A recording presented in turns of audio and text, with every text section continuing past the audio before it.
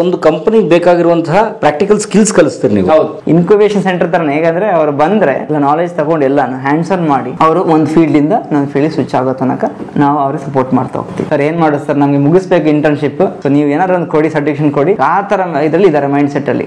Interview preparation company specific ಆಗಿ ಅವರು ಮಾಡಲ್ಲ, ಅದೇ ಕಷ್ಟ ಆಗಿದೆ. ಅದು ಇಂಜಿನಿಯರಿಂಗ್ ಇರಲಿ ವಾಟ್ ಎವರ್ ಇಟ್. ಎಷ್ಟು ಜನಕ್ಕೆ ಜಾಬ್ ಸಿಗದೆ ಇರೋ ಚಾನ್ಸ್ ಇದೆ ಅಂದ್ರೆ ವಿತೌಟ್ ದೀಸ್ ಸ್ಕಿಲ್ಸ್? ಈಗ ಒಂದು 60 to 70% ಅವ್ರಿಗೆ ಜಾಬ್ ಇಮಿಡಿಯೇಟ್ ಸಿಗ್ತಿಲ್ಲ. ನಿಮ್ ಟೆಕ್ನಿಕಲ್ ಸ್ಕಿಲ್ ಇಲ್ಲ ಅಂದ್ರೆ, ಡಿಮಾಂಡಿಂಗ್ ಟೆಕ್ನಾಲಜಿ ಇಲ್ಲ ಅಂದ್ರೆ, ಒಂದ್ಸಲ ನೀವು ಒಳಗೆ ಹೋದ್ರೆ ಆ ತರ ಫೀಲ್ಡ್ ಅಲ್ಲಿ ಹೊರಗೆ ಬರೋಕೆ ಕಷ್ಟ ಆಗ್ಬಿಡುತ್ತೆ. Data science, data analytics, digital marketing, artificial intelligence ಅಂತ ಈಗ ಬಂದಿದೆಲ್ಲ, ಮೆಷಿನ್ ಲರ್ನಿಂಗ್ ಎಲ್ಲ. ಸೊ ಅದನ್ನ ಸ್ವಲ್ಪ process knowledge plus realistic, mainly ನಾವು ಮಾಡ್ತಿರೋದು ರಿಯಲ್ ಟೈಮ್ ಎಕ್ಸ್ಪೀರಿಯನ್ಸ್.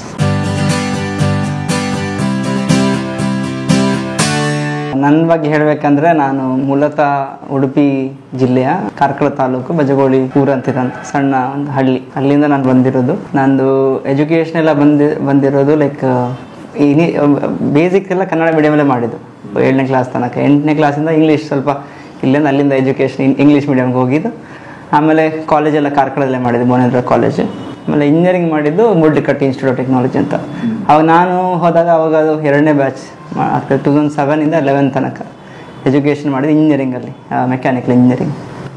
ಆಮೇಲೆ ನಾನು ಬೆಂಗಳೂರಿಗೆ ಜಾಬ್ ಹುಡುಕ್ಲೇಬೇಕು.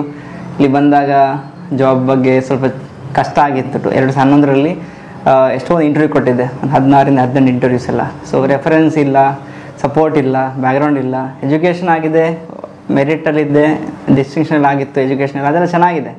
ಜಾಬ್ ಕಷ್ಟ. ಆಮೇಲೆ ನಾನೊಂದು ಫಸ್ಟ್ ಜಾಬು ಬೆಂಗಳೂರು ಪೀಣ್ಯ ಅಂತ ಜಾಗದಲ್ಲಿ ಒಂದು ಮ್ಯಾಗ್ ಇಂಜಿನಿಯರಿಂಗ್ ಅಂತ ಕಂಪ್ನಿಯಲ್ಲಿ ಕೆಲಸ ಮಾಡಿದ್ದು, ಫಸ್ಟ್ ಕ್ವಾಲಿಟಿ ಇಂಜಿನಿಯರ್ ಆಗಿ. ಸೊ ಅಲ್ಲಿ ಆವಾಗ ಸಂಬಳ ಎಲ್ಲ 7-8 ಸಾವಿರ 2011-12ರಲ್ಲಿ. ಆಮೇಲೆ 2ನೇ ವರ್ಷ, ನೆಕ್ಸ್ಟ್ ವರ್ಷ ನನಗೆ ಒಬ್ಬರು ಹೇಳಿದರು, ನೀನು ಸ್ವಲ್ಪ ಬೇಗ ಕಲಿತೀಯಾ ಅಂತ ಹೇಳಿ ಒಬ್ಬರು ಭಾರತ್ ಎಲೆಕ್ಟ್ರಾನಿಕ್ಸ್ ಲಿಮಿಟೆಡಿಂದ ಅಲ್ಲಿಗೆ ಬಂದಿದ್ರು, ಕಾಂಟ್ರಾಕ್ಟ್ ಇಂಜಿನಿಯರ್ ರಾಮ್ ಅಂತ ಒಬ್ಬರು. ಸೊ ನೀನು ಅಪ್ಲೈ ಮಾಡು ಅಂತ. ಸೊ ಅವರು ಗೈಡ್ ಮಾಡೋದಕ್ಕೆ ಒಂದು ಎಕ್ಸಾಮಲ್ಲಿ ಬರೆದೆ, ಕಾಂಟ್ರಾಕ್ಟ್ ಇಂಜಿನಿಯರ್ ಪೊಸಿಷನ್ ಸಿಕ್ತು. BL job? ಹಾಂ, BL ಕಾಂಟ್ರಾಕ್ಟ್ ಇಂಜಿನಿಯರ್. ಕಾಂಟ್ರಾಕ್ಟ್? ಹೌದು, ನಾಟ್ ಪರ್ಮನೆಂಟ್. ಗೌರ್ಮೆಂಟ್ ಅಲ್ಲ? ಗೌರ್ಮೆಂಟ್ ಇಲ್ಲ. ಅಲ್ಲೆಲ್ಲ ಹೋದ್ಮೇಲೆ ಗೊತ್ತಾಯ್ತು, ಗೌರ್ಮೆಂಟ್ ಎಕ್ಸಾಮ್ಗೆಲ್ಲ ಬರೀಬೇಕಂದ್ರೆ 1 ವರ್ಷ ಕುತ್ಕೊಂಡು ಓದ್ತಾರೆ ಪರ್ಮನೆಂಟ್ ಆಗಬೇಕಂದ್ರೆ. ಬಟ್ ನಮ್ದೆಲ್ಲ ಜನರಲ್ ಮೆರಿಟಲ್ಲಿ ಇರೋದು ಬ್ಯಾಕ್ಗ್ರೌಂಡು, ಅದು ಎಷ್ಟೇ ಮಾಡಿದ್ರು ಕ್ಲಿಯರ್ ಮಾಡೋದು ಕಷ್ಟ ಅಂತ ಹೇಳಿ ನಾನು ಅದ್ರ ಬಗ್ಗೆ ಫೋಕಸ್ ಮಾಡಿಲ್ಲ. ಬಟ್ ಅಲ್ಲಿ ನನಗೆ ಆ ಕಂಪ್ನಿಯಲ್ಲಿ ಗೊತ್ತಾಯಿತು ಬಿಸ್ನೆಸ್ ಪ್ರೊಸೆಸ್ ಹೇಗೆ ಇರುತ್ತೆ ಒಳಗಡೆ ಕಂಪ್ಲೀಟ್ಲಿ. ನಂಗೆ ಮುಂಚೆ ಅಷ್ಟೊಂದು ಎಕ್ಸ್ಪೋಜರ್ ಇರಲಿಲ್ಲ ಫಸ್ಟ್ ಕಂಪ್ನಿಯಲ್ಲಿ. ಅದು ಮ್ಯಾನುಫ್ಯಾಕ್ಚರಿಂಗ್ ಕಂಪ್ನಿ, ಇದು ಫ್ಯಾಬ್ರಿಕೇಷನ್ ಎಲ್ಲ ಮಾಡ್ತಾರಲ್ಲ, ಏನಂತಾರೆ ಈ JCB ಆ ಥರ ಕಂಪ್ನಿ, ಟೆಲಿಕಾನ್ ಆ ಥರ ಕಂಪ್ನಿದು ಒಂದು spare parts manufacturing. But BL ಅಲ್ಲಿ ತುಂಬ ದೊಡ್ಡದ ಆರ್ಗನೈಸೇಷನ್. ಈಗ ತುಂಬ ಜನಕ್ಕೆ ನಾಲೆಜ್ ಕೊಡ್ತಾ ಇದ್ದೀನಿ ಅದ್ರ ಬಗ್ಗೆ. ನೀವು ಏನೇ ಜಾಬ್ ಇಲ್ಲ ಅಂದರೆ ಹುಡುಕ್ತಾ ಇದ್ರೆ BL ಕಂಪ್ನಿಗೆ ಅಪ್ಲೈ ಮಾಡಿ ಅಂತ. ಅಲ್ಲಿ ಅಪ್ರೆಂಟಿಸ್ಶಿಪ್ ಇರುತ್ತೆ, ಮತ್ತು ಕಾಂಟ್ರಾಕ್ಟ್ ಇಂಜಿನಿಯರ್ ಪೊಸಿಷನ್ ಇರುತ್ತೆ. ಎವ್ರಿ ಇಯರ್ ತೊಗೊಳ್ತಾ ಇರ್ತಾರೆ. ಪ್ರತಿ ವರ್ಷ ಅದಿರುತ್ತೆ? ಪ್ರತಿ ವರ್ಷ ಕರೀತಾರೆ ಆ ಪೊಸಿಷನ್ಗೆ. ಸೊ ಅಲ್ಲಿ ನಾನು 2.5 ವರ್ಷ, 3 ವರ್ಷ, ಫಸ್ಟ್ 1 ವರ್ಷ ಕಾಂಟ್ರಾಕ್ಟ್ ಇತ್ತು, ಎಕ್ಸ್ಟೆಂಡ್ ಮಾಡ್ತಾ ಹೋಗ್ತಾರೆ 3 ವರ್ಷ ತನಕ. ಇವಾಗ ಟರ್ಮ್ ಕಾಂಟ್ರಾಕ್ಟ್ 5 ವರ್ಷ ಇದೆ. 5 ವರ್ಷ ತನಕ ಇದು ಮಾಡ್ತಾರೆ. ಆವಾಗ 12,000, 13,000, 15,000 ಇತ್ತು 3 ವರ್ಷಕ್ಕೆ ಸ್ಯಾಲ್ರಿ ಆ ಟೈಮಲ್ಲಿ. ಇವಾಗ 45, ಇವಾಗ 45, 50, 55 ಇದೆ ಫಾರ್ ಕಾಂಟ್ರಾಕ್ಟ್ ಪೊಸಿಷನ್. ಹಾಂ, ಸೊ ಆ ಥರ ಇದೆ ಕಾಂಟ್ರಾಕ್ಟ್ ಪೊಸಿಷನ್. ಎಷ್ಟು 1 ವರ್ಷ ಕಾಂಟ್ರಾಕ್ಟ್? ಇಲ್ಲ, 5 ವರ್ಷ ಕಾಂಟ್ರಾಕ್ಟ್ ಇದ್ದಾವೆ. ಅದು ಬಿಡ್ಬೋದು ಬೇಕು ಅಂದರೆ, ಏನು ಆ ಥರ ನಿಮಗೆ ಪ್ರೆಷರ್ ಮಾಡಲ್ಲ ಕಂಟಿನ್ಯೂ ಮಾಡಬೇಕಂತ. ಬಟ್ 1 ವರ್ಷ ಕಾಂಟ್ರಾಕ್ಟ್ ಇರುತ್ತೆ, ಅಲ್ಲಿ ಎಕ್ಸ್ಟೆಂಡ್ ಮಾಡ್ತಾ ಹೋಗ್ಬೋದು ನಿಮಗೆ ನೀಡ್ ಇದ್ದರೆ ಅಲ್ಲಿ ಕಂಟಿನ್ಯೂ ಮಾಡಬೇಕಂತ. ಇಲ್ಲಾಂದರೆ ಬಿಡ್ಬೋದು. ಅದು 5 ವರ್ಷ ಆದಮೇಲೆ ಹೋಗಲೇಬೇಕು ಹೊರಗಡೆ. ನಮಗೀಗ 3 ವರ್ಷ ಆದರೆ ನಾನು ಹೋಗಲೇಬೇಕಿತ್ತು. ನಾನು 2 ವರ್ಷ ಆಗುವಾಗಲೇ ನಾನು ಬೇರೆ ಕೆಲಸನ ನೋಡ್ತಾ ಇದ್ದೆ. ಆವಾಗ ಅಲ್ಲಿ SAP ಅಂತ ಗೊತ್ತಾಗಿದ್ದು ನನಗೆ. SAP ಅಂತ ಒಂದು ಸಾಫ್ಟ್ವೇರ್.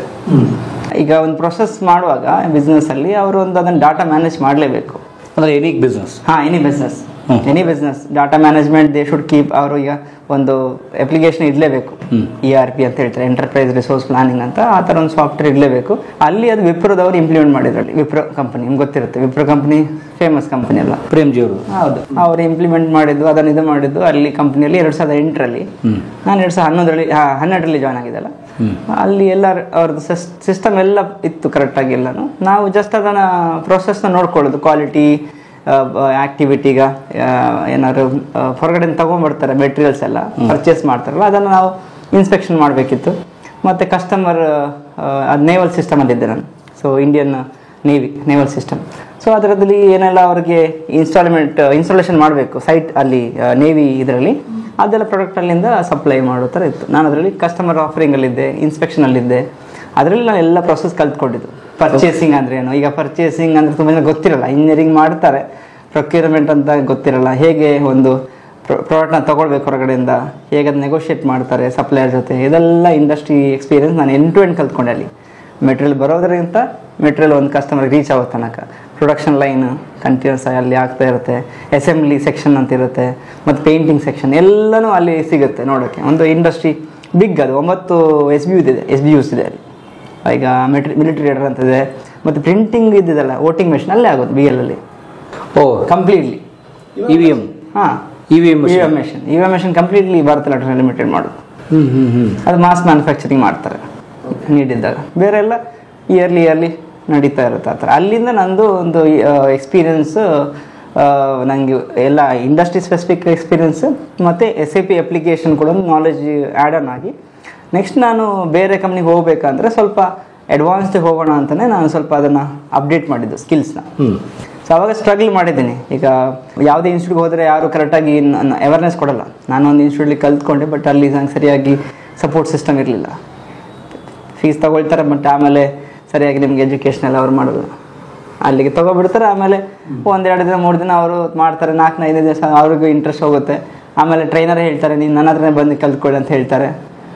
ಅದೆಲ್ಲ ಆ ಥರ ಆಯಿತು, ಸ್ವಲ್ಪ ಕಷ್ಟ ಆಯಿತು. ಆಮೇಲೆ ನಾನೇನು ಮಾಡಿದೆ, ನಾನೇ ಒಂದು ಸಿಸ್ಟಮ್ನ ಇನ್ಸ್ಟಾಲ್ ಮಾಡಿಕೊಂಡು, ಅದಕ್ಕೆ ಆವಾಗ ಕಷ್ಟ ಏನಂದರೆ ಆಗ ಲ್ಯಾಪ್ಟಾಪ್ ಎಲ್ಲ ಸರಿ ಇರಲಿಲ್ಲ ನಮ್ಮ ಹತ್ರ.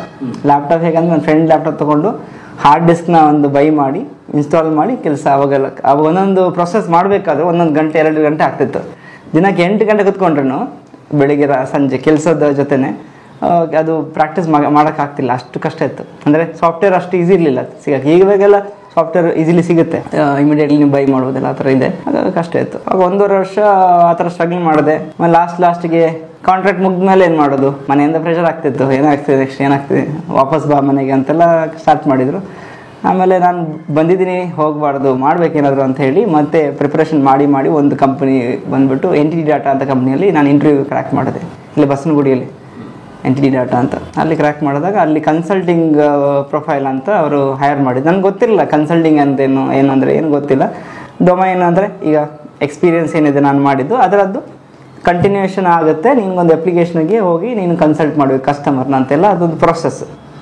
ಸೊ ಅದರ ಬಗ್ಗೆ ಜಾಸ್ತಿ ಟೆಕ್ನಿಕಲ್ ಹೇಳಿದ್ರೆ ಅದು ನಿಮಗೆ ಗೊತ್ತಾಗೋದಿಲ್ಲ ಅನಿಸುತ್ತೆ. ಅದೇ ಒಂದು ಜಸ್ಟ್ ಓವರ್ ಹೇಳ್ತೀನಿ. ಯಾಕಂದರೆ ಒಂದು ಬಿಸ್ನೆಸ್ ಇರುತ್ತೆ, ಅಲ್ಲಿ ಅಪ್ಲಿಕೇಶನ್ ಇಂಪ್ಲಿಮೆಂಟ್ ಮಾಡಬೇಕಂದ್ರೆ ನಾಲೆಜ್ ಇರಬೇಕು ಬಿಸ್ನೆಸ್ ಬಗ್ಗೆ ನಮಗೆ, ಮತ್ತು ಅಪ್ಲಿಕೇಶನ್ ಬಗ್ಗೆ ನಾಲೆಜ್ ಇರಬೇಕು. ಆ ಅಪ್ಲಿಕೇಶನ್ ಹೇಗೆ ಅವ್ರಿಗೆ ಯೂಸ್ ಆಗುತ್ತೆ, ಡಾಟಾ ಹೇಗೆ ಅಪ್ಲೋಡ್ ಮಾಡ್ಬೋದು ಅದರಲ್ಲಿ, ಈಗ ಮೆಟೀರಿಯಲ್ ಕ್ರಿಯೇಷನ್ ಇರ್ಬೋದು, ಸಪ್ಲೈಯರನ್ನು ಅದನ್ನು ಆ್ಯಡ್ ಮಾಡೋದು ಹೇಗೆ, ಮತ್ತು ಪರ್ಚೇಸ್ ರಿಕ್ವಿಸಿಷನ್ ಹೇಗೆ ರೈಸ್ ಮಾಡೋದು, ಆರ್ಡರ್ನ ಹೇಗೆ ರೈಸ್ ಮಾಡೋದು, ಈ ಥರ ಒಂದು ಲೇಮನ್ ಲ್ಯಾಂಗ್ವೇಜಲ್ಲಿ ಹೇಳಬೇಕಂದ್ರೆ ಒಂದು ಎಂಡ್ ಟು ಎಂಡ್ ಅದೊಂದು ಪ್ರೋಸೆಸ್ನ ಮ್ಯಾನೇಜ್ ಮಾಡೋ ಥರ ಅಪ್ಲಿಕೇಶನ್. ಅದ್ರಲ್ಲಿ ಡಿಸೈನ್ ಬೇಕು, ಹೇಗೆ ಚೇಂಜ್ ಮಾಡಬೇಕು, ಸ್ಕ್ರೀನ್ ಚೇಂಜ್ ಮಾಡಬೇಕು, ಮತ್ತು ಏನಾದರೂ ಕೋಡಿಂಗ್ ಬರಿಬೇಕು ಅಂದರೆ ಬರಿಬೇಕು ಹಿಂದ್ಗಡೆಯಿಂದ. ಅದಕ್ಕಂತ ಒಂದು ಕೋಡಿಂಗ್ ಅವ್ರು ಇರ್ತಾರೆ, ಆ ವ್ಯಾಪಾರ ಅಂತ. ನಾವು ಫಂಕ್ಷನಲಲ್ಲಿ ಇರ್ತೀವಿ. ಫಂಕ್ಷನಲ್ ಅಂದರೆ ಯಾರಿಗೆ ಬಿಸ್ನೆಸ್ಸಲ್ಲಿ ನಾಲೆಜ್ ಇರುತ್ತೆ, ಒಂದೊಂದು ಏರಿಯಾ ಇರುತ್ತೆ. ಈಗ ಡಿಪಾರ್ಟ್ಮೆಂಟ್ ವೈಸ್, ಈಗ sales department, sales and distribution ಅಂತ ಇರುತ್ತೆ. ಪ್ರೊಡಕ್ಷನ್ಗೆ ಪ್ರೊಡಕ್ಷನ್ ಪ್ಲಾನಿಂಗ್ ಅಂತ ಇರುತ್ತೆ. ಮತ್ತು ಮೆಟೀರಿಯಲ್ ಮ್ಯಾನೇಜ್ಮೆಂಟ್ ಆ ಥರ ಒಂದೊಂದು ಏರಿಯಾದಲ್ಲಿ ಒಂದೊಂದು ಡಿಪಾರ್ಟ್ಮೆಂಟ್ಗೆ ಇಂಟಿಗ್ರೇಟ್ ಆಗಿರುತ್ತಲ್ಲ ಎಲ್ಲ ಪ್ರೊಸೆಸ್ ಫ್ಲೋ. ಅದು ಒಂದು ಸಿಸ್ಟಮಲ್ಲಿ ನೋಡಿದ ತಕ್ಷಣ ನಿಮಗೆ ಈಸಿಲಿ ಅದನ್ನು ಟ್ರ್ಯಾಕ್ ಮಾಡೋಕ್ಕಾಗುತ್ತೆ. ಇಂಟರ್ಫೇಸ್ ಎಲ್ಲ ಅಂದರೆ ಒಂದು ಲಿಂಕ್ ಆಗುತ್ತೆ. ಈಗ ಬಿಸ್ನೆಸ್ ಆದಮೇಲೆ ಎಲ್ಲ ಥರದ ಅಪ್ಲಿಕೇಶನ್ ಇರುತ್ತೆ. ಅದಕ್ಕೆ ನಾನು ಯಾಕೆ ಇದನ್ನು ಹೇಳಬೇಕಂದ್ರೆ ತುಂಬ ಜನಕ್ಕೆ ಗೊತ್ತಿಲ್ಲ. ಈಗ ಕಾಲೇಜು ಪಾಸ್ಔಟ್ ಆಗ್ತಾರೆ, ಇಲ್ಲಾಂದರೆ ಕೆಲವರು ವರ್ಕ್ ಮಾಡ್ತಿದ್ದಾರೆ, ಕಾಲೇಜಿಂದ ಸೆಲೆಕ್ಟ್ ಆಗಿ ಜಾಬ್ಗೆ ಹೋದ್ರು ಅಲ್ಲಿ ಅವರಿಗೆ ಅಪ್ಸ್ಕಿಲ್ ಆಗಿರಲ್ಲ ಅವ್ರು ಏನೂ ಕೂಡ. ಸೊ ಅದರಲ್ಲಿ ಅವರು ಸ್ಟ್ರಗಲ್ ಮಾಡ್ತಾ ಇರ್ತಾರೆ. ಹೊರಗಡೆ ಅವರಿಗೆ ಗೊತ್ತಿರಲ್ಲ ಏನು ಬೇಕು, ಏನು ತೊಗೋಬೇಕಂತ. ಅದಕ್ಕೋಸ್ಕರ ನಾನು ಈ ನಾಲೆಜ್ನ ಕೊಡ್ತಿರೋದು. ಈಗ ನಮ್ಮ ಕಂಪ್ನಿ ಥ್ರೂ ಟ್ಯಾಕ್ಸ್ ಸ್ಕಿಲ್ಸಿಂದ ನಾಲೆಜ್ ಕೊಡ್ತಿರೋದು. NTT ಡಾಟಾ ಎಕ್ಸ್ಪೀರಿಯನ್ಸ್ ಆದಮೇಲೆ ನನಗೆ ಇನ್ಫೋಸಿಸಲ್ಲಿ ಆಯಿತು ಜಾಬ್. ಅಲ್ಲಿ 1.5 ವರ್ಷ 2 ವರ್ಷ ಇದ್ದೆ. ಅದೊಂಥರ ಡ್ರೀಮ್ ಕಂಪ್ನಿ ಎಲ್ಲರಿಗೂ. ಸೊ ನಾನು ಕಾಲೇಜಲ್ಲಿರುವಾಗ ಇನ್ಫೋಸಿಸಲ್ಲಿ ಕ್ರ್ಯಾಕ್ ಮಾಡೋಕೆ ಇಂಟರ್ವ್ಯೂಗೆ ಹೋಗಿದ್ದೆ, ಬಟ್ ಆಗಿರಲಿಲ್ಲ. ಬಟ್ ಎಕ್ಸ್ಪೀರಿಯನ್ಸ್ ಆದಮೇಲೆ ಇನ್ಫೋಸಿಸ್ ಅವರು ಆಫರ್ ಮಾಡಿದರು, ಚೆನ್ನಾಗಿ ಪ್ಯಾಕೇಜ್ ಕೊಟ್ಟಿದ್ದು. ಸೊ ಹೇಳಿದ್ದಾರೆ 8,000 12,000 ಸಂಬಳದಿಂದ 25,000ಗೆ ಬಂದೆ. IT ಕಂಪ್ನಿ 25,000ರಿಂದ 50,000ಗೆ ಬಂತು ಇನ್ಫೋಸಿಸ್. ಇನ್ಫೋಸಿಸ್ ಆವಾಗ 50,000 ಸಂಬಳ ನನಗೆ ಸಿಕ್ಕಿದ್ದು. ಯಾವ ವರ್ಷ? 2017 15ಗೆ NTT ಡಾಟಾ, 17 ಎಂಡಲ್ಲಿ ಡಿಸೆಂಬರ್ಗೆ ಇನ್ಫೋಸಿಸ್ ಜಾಯ್ನ್ ಆದೆ. ನಾನು ಅವಾಗ 7 lakh ಕೇಳಿದ್ದು ಪ್ಯಾಕೇಜ್ ಆ್ಯನ್ಯುವಲಿ. ಕಮಿಟ್ಮೆಂಟ್ ಪ್ರಕಾರ ಅವ್ರು 9.5 ಕೊಟ್ಬಿಟ್ರು. ವರ್ಷಕ್ಕೆ 9.5. ಅವ್ರು ಏನು ಕ್ವಶನ್ ಮಾಡಿಲ್ಲ. ಆಲ್ಮೋಸ್ಟ್ 80,000 90,000. ನನಗೆ 4 ಲಕ್ಷ ಇತ್ತು ಪ್ಯಾಕೇಜ್ ಎಂಟಿ ಡೇಟಾದಲ್ಲಿ. ಆಲ್ಮೋಸ್ಟ್ ನನಗೆ ಒಂದು ಡಬಲ್ 100% ಜಾಸ್ತಿನೇ, ಒಂದು 150-130% ಮೇಲೆ ಆಯ್ತಲ್ಲ 9.5 ಅಂದರೆ. ಅದು ನಾನು ಕೇಳಿ ಅವರೇ ಆಫರ್ ಮಾಡಿದ್ದು. ನಾನು 7 ಲ್ಯಾಕ್ ಸಾಕು ನನಗೆ, ಎಷ್ಟು ಬೇಕು ಕಂಡೀಷನ್ ಫಿನಾನ್ಷಿಯಲ್ ಚಾಲೆಂಜಿಗೆ ಅದಕ್ಕೆ ಕೇಳಿದ್ದು ಅವ್ರು ಜಾಸ್ತಿ ಕೊಟ್ಟರು. ಆಮೇಲೆ ನನಗೆ ಕೆಲವೊಂದು ಪ್ರಾಜೆಕ್ಟ್ಸಲ್ಲಿ ಎಕ್ಸ್ಪೀರಿಯನ್ಸ್ ಆದಾಗ ಏನಾಯ್ತಂದರೆ ಸ್ವಲ್ಪ ಚಾಲೆಂಜಿಂಗ್ ಸಿಚುವೇಶನ್ ತೊಗೊಳ್ಳುವ, ಸ್ವಲ್ಪ ಅಡ್ವಾನ್ಸ್ ಆಗಿ ನೋಡುವ ಅಂತ ಹೇಳಿ ಬೇರೆ ಬೇರೆ ಕಂಪ್ನಿ ಇಂಟರ್ವ್ಯೂಸ್ ಕೊಟ್ಟಾಗ ಡೆಲಾಯ್ಟ್ ಅಂತ ಕಂಪ್ನಿಯಲ್ಲಿ ಇಂಟರ್ವ್ಯೂ ಆಯಿತು, PwC ಡೆಲಾಯ್ಟ್ ಅಂತೆಲ್ಲ ಬಿಗ್ 4 ಕಂಪ್ನಿ ಅಲ್ಲೇ ಆಯಿತು, ಆಕ್ಸೆಂಚರಲ್ಲಿ ಆಯಿತು ಮತ್ತು TCS ಅಲ್ಲಿ ಆಯಿತು. ಸೊ 3 ಆದಾಗ ಡೆಲಾಯ್ಟಲ್ಲಿ ನಂಗೆ 15 ಲಕ್ಷ ಕೊಟ್ಟಿದ್ರು. ಬಟ್ ನಾನು ಜಾಯ್ನ್ ಆಗಿದ್ದು ಆಕ್ಸೆಂಚರಿಗೆ 11 ಲ್ಯಾಕ್ಸಿಗೆ. ಯಾಕಂದರೆ ಆ ಟೈಮಲ್ಲಿ ನಾನು ಮ್ಯಾರೇಜ್ ಕಮಿಟ್ಮೆಂಟ್, ಅಂದರೆ ಡೆಲಾಯ್ಟ್ ಇದೆ USA ಕಂಪನಿ ಅಲ್ಲ, USA ಸಪ್ಲೈ ಇದು client, midnight late night work ಮಾಡಬೇಕಾಗತ್ತಂತ. ಸೊ ಬ್ಯಾಲೆನ್ಸ್ ಆಗಿರಲಿ ಸ್ವಲ್ಪ ಅಂತ ಹೇಳಿ ಆಕ್ಸೆಂಚರ್ ನಮ್ಮ ಬೆಂಗಳೂರಲ್ಲಿ ಇರೋ ರೆಂಟೆಡ್ ಹೌಸಿಂದ ಹತ್ತಿರ ಇತ್ತು, ಒಂದು 6 to 8 ಕಿಲೋಮೀಟರ್. ಮತ್ತು ನನಗೆ ಗೊತ್ತಾಯಿತು ಪ್ರಾಜೆಕ್ಟ್ ಡೇ ಟೈಮಲ್ಲಿ, ಅಂದರೆ ಜನರಲ್ ಟೈಮ್ ಇರುತ್ತೆ, 9 to 5 ಥರ, 9 to 6 or 9 to 7 Max. So ಪರವಾಗಿಲ್ಲ, ಒಂದು 2-3 ಲಕ್ಷ ಜಾಸ್ತಿ ತಗೊಂಡು ಹೋಗಿ ಪ್ರೆಷರ್ ಮಾಡೋ ಬದಲು ಒಂದು ಕಡಿಮೆ ಪ್ಯಾಕೇಜಲ್ಲಿ ನಾವು ಖುಷಿಯಾಗಿರೋಣ ಅಂತ ಆಕ್ಸೆಂಚರ್ನ ನಾನು ಚಾಯ್ಸ್ ಮಾಡಿದೆ. ಆಕ್ಸೆಂಚರ್ನ ಯಾಕೆ ಚೂಸ್ ಮಾಡಿದೆ ಅಂದರೆ ಅಲ್ಲಿ ಜಾಸ್ತಿ ಪ್ರಾಜೆಕ್ಟ್ಸ್ ಇದೆ. ಹೈಯೆಸ್ಟ್ SAP ಪ್ರಾಜೆಕ್ಟ್ಸ್ ಇರೋದೇ ಆಕ್ಸೆಂಚರಲ್ಲಿ, highest SAP related project. SAP ಇರ್ಬೋದು, ಬೇರೆ ಇರ್ಬೋದು, ಸರ್ವಿಸಸ್ ಟಾಪ್ ಇದೆ. ಕನ್ಸಲ್ಟಿಂಗಲ್ಲಿ, ಸರ್ವಿಸಸಲ್ಲಿ, ಅಡ್ವೈಸರಲ್ಲಿ, ಸರ್ವಿಸಲ್ಲಿ Accenture has lots of projects. But ನೀವು ಓದಿದ್ದು ಮೆಕ್ಯಾನಿಕಲ್ ಇಂಜಿನಿಯರಿಂಗ್. ಸೊ ನೀವು ಮೆಕ್ಯಾನಿಕಲ್ ಹೋಗಲಿಲ್ಲ? ಫಸ್ಟ್ 1 ವರ್ಷ ಮೆಕ್ಯಾನಿಕಲ್, ಅದು ಗೊತ್ತು, ಪಿಣಿಯದಲ್ಲಿ. ಕಂಟಿನ್ಯೂ ಮಾಡಿದ್ರು. ಅದು BL ಕೂಡ ಮೆಕ್ಯಾನಿಕಲ್ ಇಂಜಿನಿಯರಿಂಗ್ ಗ್ರಾಜುಯೇಷನ್ಗೆ ಪ್ರೊಫೈಲ್. ಬಟ್ 2015 ಅದು ಕಂಪ್ಲೀಟ್ಲಿ ನಾನು ಡೊಮೈನಿಂದ IT ಸ್ವಿಚ್ ಆಗಿದ್ದು. ಇದು IT ಫುಲ್ ಅಲ್ಲ, ಕಂಪ್ಲೀಟ್ಲಿ IT ಅಲ್ವಾ, ಕೋಡಿಂಗ್ ಇಲ್ಲ. ಕೆಲವರಿಗೆ ಹೆದರಿಕೆ ಇರುತ್ತೆ, ಈಗ ನಾನು IT ಸ್ವಿಚ್ ಆದರೆ ನಂದು ಎಕ್ಸ್ಪೀರಿಯನ್ಸ್ ಇರೋದು ಬೇರೆ ಬೇರೆ ಫೀಲ್ಡಲ್ಲಿ, ಮ್ಯಾನುಫ್ಯಾಕ್ಚರಿಂಗಲ್ಲಿ ಹೇಗೆ ಅಂತ. ಸೊ ಇದು ನಾನು ಸ್ವಿಚ್ ಮಾಡಿದ್ದು ಒಂದು ಮಿಕ್ಸ್ಚರ್ ಆಫ್ ಬೋತ್. ಆ ಕಡೆ ಬಿಸ್ನೆಸ್ ಪ್ರೊಸೆಸ್ ನಾಲೆಜ್, ನಮ್ಮ ಇಂಡಸ್ಟ್ರಿ, ನನ್ನ ಡೊಮೈನ್ನ ಕಂಟಿನ್ಯೂ ಆಗುತ್ತೆ, ಪ್ಲಸ್ IT ಕೂಡ ಆ್ಯಡ್ ಆಗುತ್ತೆ. ಸ್ಯಾಲ್ರಿ ನೋಡಿದರೆ ನಿಮಗೆ ಇಂಟರ್ನ್ಯಾಷನಲ್ ಪ್ರಾಜೆಕ್ಟ್ ಬರುತ್ತೆ. ಈಗ ನೀವು ಡೊಮೆಸ್ಟಿಕ್ ಅಂದರೆ ಇಂಡಿಯಾದಲ್ಲಿ ಇದ್ದಾಗ ಏನಾಗ್ತಂದರೆ ನಿಮಗೆ ಇಂಡಿಯಾದ ರಿಕ್ವೈರ್ಮೆಂಟ್ಗೆ ವರ್ಕ್ ಮಾಡಿದರೆ ಕಡಿಮೆ ನಿಮಗೆ ಸ್ಯಾಲ್ರಿ ಇರುತ್ತೆ ನಾರ್ಮಲಿ. ಅದೇ ನೀವು ಇಂಟರ್ನ್ಯಾಷನಲ್ ಕಂಪನಿಗೆ, ಕ್ಲೈಂಟ್ಸ್ಗೆ ನೀವು ಸರ್ವಿಸ್ ಕೊಡ್ತೀರ ಅಂದರೆ ನಿಮಗೆ ಅದರ ಪ್ರಕಾರ ಪೇರೋಲ್ ಇರುತ್ತೆ, ಅದು ಪೇ ಸ್ಕಿಲ್ ಸ್ವಲ್ಪ ಜಾಸ್ತಿ ಆಗುತ್ತೆ. ಸೊ ಅದೊಂದು ಬೆನಿಫಿಟ್. ಮತ್ತು ನಿಮಗೆ ಎಕ್ಸ್ಪೋಜರ್ ಜಾಸ್ತಿ ಸಿಗುತ್ತೆ. ಈಗ ಆ ಥರ ಕಂಪನಿಯಲ್ಲಿ ಎಕ್ಸ್ಟ್ರಾ ಟ್ರೈನಿಂಗ್ ಕೊಡ್ತಾರೆ. ಈಗ ನಾನು ಬಂದಿದ್ದು ಕ್ವಾಲಿಟಿ ಮ್ಯಾನೇಜ್ಮೆಂಟಲ್ಲಿ, ಕ್ವಾಲಿಟಿ ಸೈಡಲ್ಲಿ ಇದ್ದಿದ್ದು. ಸೊ ಅಲ್ಲಿದು ಆ ಪ್ರೊಫೈಲ್ಗೆ ಹೈರ್ ಮಾಡಿದರು. ಒಳಗೆ ಹೋದ್ಮೇಲೆ ಕಂಪ್ನಿಗೆ 1.5 ತಿಂಗಳು 2 ತಿಂಗಳು ನಮಗೆ ಟ್ರೈನಿಂಗ್ ಸಪ್ರೇಟ್ ಕೊಟ್ಟರು. ಸೊ ಮೆಟೀರಿಯಲ್ ಮ್ಯಾನೇಜ್ಮೆಂಟ್ ಮೇಲೆ ಇದರಲ್ಲಿ ಪ್ರಾಜೆಕ್ಟ್ಸ್ ಇದೆ ಅಂತ ಹೇಳಿ ಅವರೇ ಇನ್ವೆಸ್ಟ್ ಮಾಡಿ ದುಡ್ಡನ್ನ ಅವರೇ ಗೈಡ್ ಮಾಡಿ ಇದು ಮಾಡ್ತಾರೆ. ಅದಕ್ಕೆ ಒಂದ್ಸಲ ನೀವು ಒಳಗೆ ಹೋದ್ಮೇಲೆ ಕಂಪ್ನಿ ಒಳಗೆ ಎಲ್ಲ ಫೆಸಿಲಿಟಿ ಅಲ್ಲಿ ಸಿಗುತ್ತೆ. ಕಂಪ್ನಿ ಒಳಗೆ ಸ್ಕಿಲ್ಸ್ ಅಪ್ಡೇಟ್. ಹೊರಗಿದ್ದಾಗ ಅವೇರ್ನೆಸ್ ಇರಲ್ಲ ಅವ್ರಿಗೆ ಯಾರಿಗಾದರೂ. ಆವಾಗ ಕಲಿಬೇಕಾದ ಟೆಕ್ನಾಲಜಿನ ಅವರು ಯಾರಾದರೂ ಈಗ ಕಲಿಯಲೇಬೇಕಾಗತ್ತೆ. ಅದರಿಂದ ಅವರು ಸ್ವಿಚ್ ಮಾಡ್ಬೋದು. ಮೇಜರ್ಲಿ ನನಗೂ ಕೂಡ ಆವಾಗ ಐಡಿಯಾ ಇರಲಿಲ್ಲ, ಅವೇರ್ನೆಸ್ ಯಾರು ಕೂಡ ಇರಲಿಲ್ಲ. ನಾವು ರಿಸರ್ಚ್ ಮಾಡಿ ಮಾಡಿದಕ್ಕೆ ಒಂದು 2.5 ವರ್ಷ 3 ವರ್ಷ ತಗೊಳುತ್ತೆ, ಟೈಮ್ ತಗೊಳುತ್ತೆ. ಸೊ ಅದಕ್ಕೋಸ್ಕರ ಅಲ್ಲಿ ನಾನು ಮೂವ್ ಆಗ್ತಾ ಅರ್ಥ ಆಯ್ತು ನನಗೆ ಹೇಗೆ ಅಂತ. ಆಮೇಲೆ ಆಕ್ಸೆಂಚರಿಂದ ನನಗೆ ಒಂದು ಬಿಗ್ 4 ಕಂಪನಿಯಲ್ಲಿ ಕೆಲಸ ಮಾಡಬೇಕಂತ ಆಸೆ ಇತ್ತು. ಅಲ್ಲಿಂದ PwCಗೆ ನಾನು ಆಫರ್ ಬಂತು. ಅಲ್ಲಿ ಸೀನಿಯರ್ ಅಸೋಸಿಯೇಟ್ ಆಗಿ ಜಾಬ್ ಸೇರಿಕೊಂಡೆ. ಅಲ್ಲಿಂದ ಮ್ಯಾನೇಜರ್ ಆದೆ, ಪ್ರಮೋಷನಲ್ಲಿ ಆದೆ. ಆ ಪೀರಿಯಡಲ್ಲಿ ನನಗೆ ಕೋಚಿಂಗ್ ಮಾಡೋದು ಇಂಟ್ರೆಸ್ಟ್ ಇತ್ತು, ಪ್ಯಾಷನ್. ಸೊ ಮುಂಚೆ ನಾನು ಕಾಲೇಜ್ ಟೈಮಿಂದನೂ ಒಬ್ಬರಿಗೆ ಹೇಳ್ಕೊಡೋದ್ರೆ ಇಷ್ಟ. ಅದು ದುಡ್ಡು ಕೊಡ್ತಾರಂತನಲ್ಲ, ಯಾವುದ್ರಲ್ಲೂ ಅಂದರೆ ಕಮರ್ಷಿಯಲ್ ಅಲ್ಲ, ಹೇಳ್ಕೊಟ್ರೆ ಒಂದೇನೋ ಒಂದು ಸ್ಯಾಟಿಸ್ಫ್ಯಾಕ್ಷನ್. ಈಗ ಇದು ಜಾಬ್ ಮಾಡ್ತಾ ಇರುವಾಗಲೂ ಒಂದೊಂದು ಇನ್ಸ್ಟಿಟ್ಯೂಟ್ಗೆ ಹೋಗಿ ನಾನು ಕೆಲಸ ಮಾಡ್ತಿದ್ದೆ. ಯಾಕಂದರೆ ಈಗ ಕಮಿಟ್ಮೆಂಟ್ ಇರುತ್ತೆ, ಮಂತ್ಲಿ ಎಲ್ಲರಿಗೆಲ್ಲ ಕಮಿಟ್ಮೆಂಟ್ ಇದ್ದಾಗ ಸ್ವಲ್ಪ ಅಡಿಷ್ನಲ್ ಆಗಿ ಕೊಟ್ಟಾಗ ಏನಾದ್ರು ಸೆಕೆಂಡ್ರಿ ಇನ್ಕಮ್ ಬಂದಾಗ ಸಪೋರ್ಟ್ ಆಗುತ್ತೆ ಅಂತ ಆ ಥರ ಹೋಗ್ತಿದ್ದೆ ಇನ್ಸ್ಟಿಟ್ಯೂಟ್ಗೆಲ್ಲ ಟ್ರೈನ್ ಮಾಡುವಾಗ. ಅವಾಗ ಅಲ್ಲಿ ಸ್ವಲ್ಪ ಎಕ್ಸ್ಪೀರಿಯನ್ಸ್ ಸಿಕ್ತು. ಮಾಡ್ತಾ ಒಂದು 2019ರಲ್ಲಿ ಒಂದು SAP ಗುರು ಅಂತ ಒಂದು ಪೇಜ್ ಮಾಡಿದೆ ನಾನೇ ಲಿಂಕ್ಡಿನ್ ಅಂತ ಒಂದು ಇದಿದೆ ಪ್ಲಾಟ್ಫಾರ್ಮ್. ಈಗ ನೌಕರಿ ಗೊತ್ತಿರ್ಬೋದು, ನೌಕರಿ ಥರನೇ ಈಗ ಜಾಬ್ ಬಗ್ಗೆಲ್ಲ ಲಿಂಕ್ಡಿನ್ ಅಂತ. ಸೊ ನಂದು ಒಂದು ಅಡ್ವೈಸ್ ಎಲ್ರಿ ಲಿಂಕ್ಡಿನ್ ಪ್ರೊಫೈಲ್ನ ಕ್ರಿಯೇಟ್ ಮಾಡಬೇಕು ಎಲ್ಲರೂ. ಪ್ರತಿಯೊಬ್ಬರು ಸ್ಟೂಡೆಂಟ್ಸ್ ಕೂಡ. ಇವತ್ತು ಸ್ಟೂಡೆಂಟ್ಸ್ ಹೌದು, ಯಾಕಂದರೆ ಅದರಲ್ಲಿ ಜಾಸ್ತಿ ಇದು ಬರುತ್ತೆ, ಜಾಬ್ದೆಲ್ಲ ರಿಲೇಟೆಡ್ ಇನ್ಫಾರ್ಮೇಷನ್ ಇರುತ್ತೆ. ನೌಕರಿ ಒಂದೇ ನಾವು ಡಿಪೆಂಡ್ ಆಗೋದು, ಲಿಂಕ್ಡಿನಲ್ಲೂ ಜಾಬ್ ಸಿಗುತ್ತೆ. ಸೊ ಅಲ್ಲಿ ನಾನು ಒಂದು ಪೇಜ್ ಕ್ರಿಯೇಟ್ ಮಾಡಿ ಒಂದು ಡಾಕ್ಯುಮೆಂಟ್ ಥರ ಮಾಡೋಕ್ಕೆ ಸ್ಟಾರ್ಟ್ ಮಾಡಿದೆ. ವಿಡಿಯೋ ಎಲ್ಲ ಮಾಡಿದ್ರೆ ಇಮಿಡಿಯೇಟ್ಲಿ ವಿಡಿಯೋ ಮಾಡೋಕ್ಕೆಲ್ಲ ಕಷ್ಟ ಆಗುತ್ತೆ. ಒಂದು ವಿಡಿಯೋ ಅಂದರೆ ಫೇಸ್ ಮಾಡೋದು ಕಷ್ಟ ಅಂತ ನಾನು ಫಸ್ಟ್ ಡಾಕ್ಯುಮೆಂಟ್ ಕ್ರಿಯೇಟ್ ಮಾಡೋಕ್ಕೆ ಸ್ಟಾರ್ಟ್ ಮಾಡಿದೆ. ಒಂದೊಂದು ಪ್ರೊಸೆಸ್ನ ಮಾಡಿ ಪೋಸ್ಟ್ ಮಾಡೋದು. ಸೊ ಅದು ಓದ್ತಾರೆ, ಅರ್ಥ ಮಾಡಿಕೊಂಡು ಜಾಬ್ ಇಂಟರ್ವ್ಯೂ ಎಲ್ಲ ಕ್ಲಿಯರ್ ಮಾಡಿ ಸ್ಟಾರ್ಟ್ ಮಾಡಿದ್ರು. ಅಲ್ಲಿಂದ ನನಗೆ ಮೆಸೇಜ್ ಬರೋಕ್ಕೆ ಸ್ಟಾರ್ಟ್ ಮಾಡಿದ್ರು. ಸೊ ನಿಮ್ಮ ಡಾಕ್ಯುಮೆಂಟ್ ತುಂಬ ಚೆನ್ನಾಗ್ತದೆ ಪ್ರಶ್ನೆ ಅವರೇ, ಈ ಥರ ಮಾಡಿದ್ವಿ, ನಮ್ಗೆ ಇಂಟರ್ವ್ಯೂ ಕ್ರ್ಯಾಕ್ ಆಗ್ತದೆ ಅಂತ ಎಲ್ಲ ನಾನು ಮೀಟ್ ಮಾಡೋಕ್ಕೆ ಸ್ಟಾರ್ಟ್ ಮಾಡಿದ್ರು ಬೆಂಗಳೂರಲ್ಲಿ.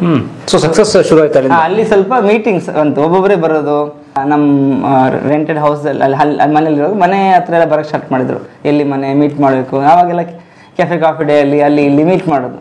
ಕೆಲಸ ಹೊರಗಡೆ ಹೋಗಿ ಅಲ್ಲಿ ಇಲ್ಲಿ ಮಾತಾಡಿದ್ದೆ, ಅಂದರೆ ಬಸ್ ಸ್ಟ್ಯಾಂಡ್ ಹತ್ರ ಆ ಥರ.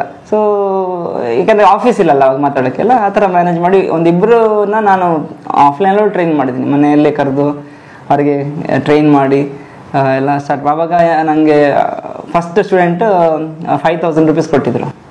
ಹೇಳ್ಕೊಡಿ ನೀವು ಕೇಳಿಲ್ಲ? ನಾನು ಏನು ಕೇಳಿ, ಅವರೇ ಕೊಟ್ಟಿದ್ದು ಅವಾಗ 5,000. ದುಡ್ಡಿಗೆ ಮಾಡ್ತಿರಲಿಲ್ಲ? ಇಲ್ಲ, ಅವಾಗ ಸ್ಟಾರ್ಟಿಂಗ್ ಎಲ್ಲ ನಾನು ಇದು ಫ್ಯಾಷನ್ಗೆ ಮಾಡ್ತಿದ್ದೆ ಟ್ರೈನಿಂಗ್ ಎಲ್ಲ. ಹೇಳ್ಕೊಡ್ಬೇಕು ಅಂತ. ಹೇಳ್ಕೊಡ್ಬೇಕು ಒಬ್ಬರಿಗೆ, ನಾನು ಇದು ಅರ್ಥ ಮಾಡಿಸ್ಬೇಕು ಅವ್ರಿಗೆ, ಎಲ್ಲಿ ಪ್ರಾಬ್ಲಮ್ ಆಗಬಾರ್ದು ಎಲ್ಲೂ ಕೂಡ. ಹೊರಗಡೆ ಈಗ ಬೇರೆ ಕಡೆ ಎಲ್ಲ ಹೋದರೆ, ಇನ್ಸ್ಟಿಟ್ಯೂಟ್ಗೆಲ್ಲ ಹೋದರೆ ಕೆಲವು ಇನ್ಸ್ಟಿಟ್ಯೂಟ್ ಚೆನ್ನಾಗಿದೆ, ಕೆಲವು ಕಡೆ ಅವ್ರಿಗೆ ಲಾಸ್ ಆಗೋ ಚಾನ್ಸ್ ಇದೆ ಅಂತ ಹೇಳಿ ನಾನು ನನ್ನ ಇಂಟ್ರೆಸ್ಟಲ್ಲಿ ಹೇಳ್ಕೊಡೋಕೆ ಸ್ಟಾರ್ಟ್ ಮಾಡಿದ್ದು. ಸೊ ಅಲ್ಲಿಂದ ಹೋಗ್ತಾ ಹೋಗ್ತಾ ಅದು ಇಂಟ್ರೆಸ್ಟ್ ನನಗೆ ಜಾಸ್ತಿ ಆಯಿತು. ಅವಾಗ ಏನು ಹೇಳ್ಕೊಡ್ತಿದ್ರಿ?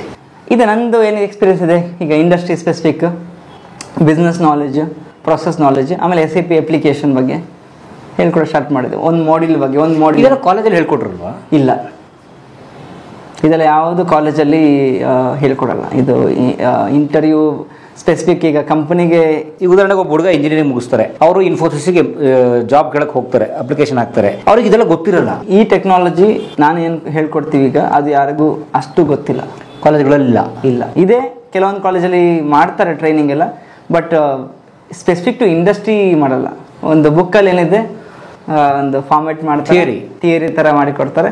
ಸೊ ಹ್ಯಾಂಡ್ಸ್ ಆನ್ ಇಲ್ಲ. ಈಗ ಸಿಸ್ಟಮಲ್ಲಿ ಹೋಗಿ ಅದನ್ನು ಮುಗಿಸಿ ಅದು ಫಿನಿಶ್ ಮಾಡಿ, ಈಗ ಇಂಟರ್ವ್ಯೂಲಿ ಬಂದಾಗ ಅವ್ರಿಗೆ ಹೇಳಕ್ಕೆ ಗೊತ್ತಿರಬೇಕಲ್ಲ. ಈಗ ಥಿಯರಿ ಹೇಳಿದ ತಕ್ಷಣ ಅವನು ಹೋಗಿ ಜಸ್ಟ್ ಯಾರಾದರೂ ಕಲ್ತವರು ಅದನ್ನು ಹಾಗೆ ಹೇಳ್ಬಿಡ್ತಾರೆ, ಜಾಸ್ತಿ ಅವರಿಗೆ ಅದನ್ನು ಎಕ್ಸ್ಪ್ರೆಸ್ ಮಾಡೋಕ್ಕೆ ಬರೋಲ್ಲ. ಸೊ ಅದಕ್ಕೋಸ್ಕರ ನಾನು ಥಿಯರಿ ಜೊತೆನೆ ಫಸ್ಟ್ ಬೇಸಿಕ್ಸ್ ಫಂಡಮೆಂಟಲ್ ಹೇಳ್ಕೊಟ್ರೆ, ದೆನ್ ಅವರಿಗೆ ಸ್ವಲ್ಪ ಇಂಡಸ್ಟ್ರಿ ಸ್ಪೆಸಿಫಿಕ್ ಸಿನಾರಿಯೋಸ್ ಹೇಳ್ಕೊಟ್ಟು, ಆಮೇಲೆ ಅದರ ಮೇಲೆ ಅವರಿಗೆ ಸ್ವಲ್ಪ ಇದು ಜಾಸ್ತಿ ಪ್ರಾಜೆಕ್ಟ್ ಬಗ್ಗೆ ಎಲ್ಲ ಐಡಿಯಾ, ಹೇಗೆ ಒಂದು ಪ್ರಾಜೆಕ್ಟ್ ಹೇಗೆ ರನ್ ಆಗುತ್ತೆ, ಪ್ರೊಸೆಸ್ ಹೇಗಿರುತ್ತೆ, ಫೇಸಸ್ ಹೇಗಿರುತ್ತೆ, ಅದೆಲ್ಲ ಹೇಳ್ಕೊಟ್ಟಾಗ ಅವರಿಗೆ ಅದರ ಅಂಡರ್ಸ್ಟ್ಯಾಂಡಿಂಗ್ ಬರುತ್ತೆ. ಆವಾಗ ಅವರಿಗೆ ಇಂಟರ್ವ್ಯೂ ಹೋದಾಗ ಈಸಿ ಆಗಿಬಿಡುತ್ತೆ. ಮತ್ತು ಕಂಪ್ನಿಯವರು ಕೂಡ ಚಾಲೆಂಜ್ ಇಲ್ಲ ಅಂತ ಕ್ಯಾಂಡಿಡೇಟ್ನ ಹೈರ್ ಮಾಡಿಕೊಂಡ್ರೆ ಅವರಿಗೆ ಟ್ರೈನಿಂಗ್ ಕೊಡೋದು ಉಳಿಯುತ್ತಲ್ಲ.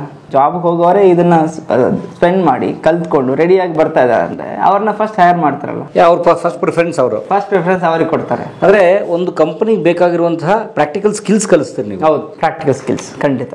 ಅಂದರೆ ಈ ಕಾಲೇಜ್ಗಳಲ್ಲಿ ಅಥವಾ ಯೂನಿವರ್ಸಿಟಿಗಳಲ್ಲಿ ಕಂಪನಿಗೆ ಇದೇನೋ ಪ್ರಾಕ್ಟಿಕಲ್ ಬೇಕು, ಅದನ್ನು ಟೆಕ್ಸ್ಟ್ ಬುಕ್ಕಲ್ಲಿ ಇಲ್ಲ. ಟೆಕ್ಸ್ಟ್ ಬುಕ್ಕಲ್ಲಿ ಈಗ ಆಟೋನಮಸ್ ಕಾಲೇಜಲ್ಲೆಲ್ಲ ಮಾಡ್ತಾರೆ ಕೆಲವು. ಈಗ ಇಂಟರ್ನ್ಯಾಷನಲ್ ಸ್ಕೂಲಲ್ಲಿದ್ದರೆ ಅವ್ರು ಸ್ವಲ್ಪ ಸ್ಪೆಸಿಫಿಕ್ ಟು ಎಕ್ಸ್ಪೀರಿಯನ್ಸ್ ರಿಯಲ್ ಟೈಮೇ ಕೊಡ್ತಾರೆ ಜಾಸ್ತಿ. ಈಗ ನೀವು CBSE ಇಲ್ಲ ಸ್ಟೇಟ್ ಸಿಲೆಬಸ್ ಎಲ್ಲ ತೊಗೊಂಡ್ರೆ ಅಲ್ಲಿ ಖಾಲಿ ಬುಕ್ಸ್ ಏನಿದೆ ಸ್ಟೇಟ್ ಇದಕ್ಕೆ ಸೆಂಟ್ರಲ್ಗೆ ಅದನ್ನೇ ಬುಕ್ ಓದ್ಕೊಂಡು ಅವರು ಮುಗಿಸ್ತಾರೆ. ಜಾಸ್ತಿ ಬಯಾಟ್ ಮಾಡಿ ಇದು ಮಾಡ್ತಾರೆ, ಎಜುಕೇಷನ್ ಕಂಪ್ಲೀಟ್ ಮಾಡ್ತಾರೆ 90% ಆಫ್ ಸ್ಟೂಡೆಂಟ್ಸ್. ಯಾಕಂದರೆ ಅದಕ್ಕೆ ಪ್ರೆಷರ್ ಇರುತ್ತೆ ಅವ್ರಿಗೆ, ಮುಗಿಸ್ಲೇಬೇಕು, ಮಾಡಲೇಬೇಕು. ಈಗ ನಾನು ಕೆಲವೊಂದು ಸ್ಟೂಡೆಂಟ್ಸ್ನ ಮಾತಾಡ್ತಾ ಇರ್ತೀನಿ, ಅವಾಗ ಮಾಡ್ತೀನಿ. ಅವರು ಹೇಳ್ತಾರೆ, ಸರ್ ಏನು ಮಾಡೋದು ಸರ್, ನಮಗೆ ಮುಗಿಸ್ಬೇಕು ಇಂಟರ್ನ್ಶಿಪ್, ಸೊ ನೀವು ಏನಾದ್ರು ಒಂದು ಕೊಡಿ, ಸರ್ಟಿಫಿಕೇಶನ್ ಕೊಡಿ, ನಾನು ಮುಗಿಸ್ಬೇಕು. ಆ ಥರ ಇದರಲ್ಲಿ ಇದ್ದಾರೆ ಮೈಂಡ್ ಸೆಟ್ಟಲ್ಲಿ.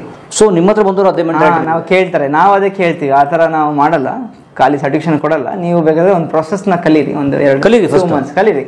ಕಲ್ತ ಮೇಲೆ ನಿಮ್ಗೆ ಅದನ್ನು ನೀವು ಎಕ್ಸಿಬಿಷನ್ ಮಾಡಿ ನಾಲೆಜ್ ಇದನ್ನು ಎಲ್ಲ ಇವ್ಯಾಲ್ಯೂಯೇಟ್ ಮಾಡಿ ಅವಾಗ ಕೊಡ್ತೀವಿ ನಾವು, ಇಲ್ಲಾಂದ್ರೆ ಕೊಡಲ್ಲ. ಬಟ್ ಕೆಲವೆಲ್ಲ ಡೈರೆಕ್ಟಾಗಿ ಕೊಟ್ಬಿಡ್ತಾರೆ ಸರ್ಟಿಫಿಕೇಟ್. ಅವ್ನು ಫೀಸ್ ಕಟ್ತಾ ಅವ್ರು ಕೊಟ್ಟರು 2,000-3,000 ಕೊಟ್ಟರೆ ಲೆಟ್ರ್ ತೊಗೊಂಡೋಗಿ.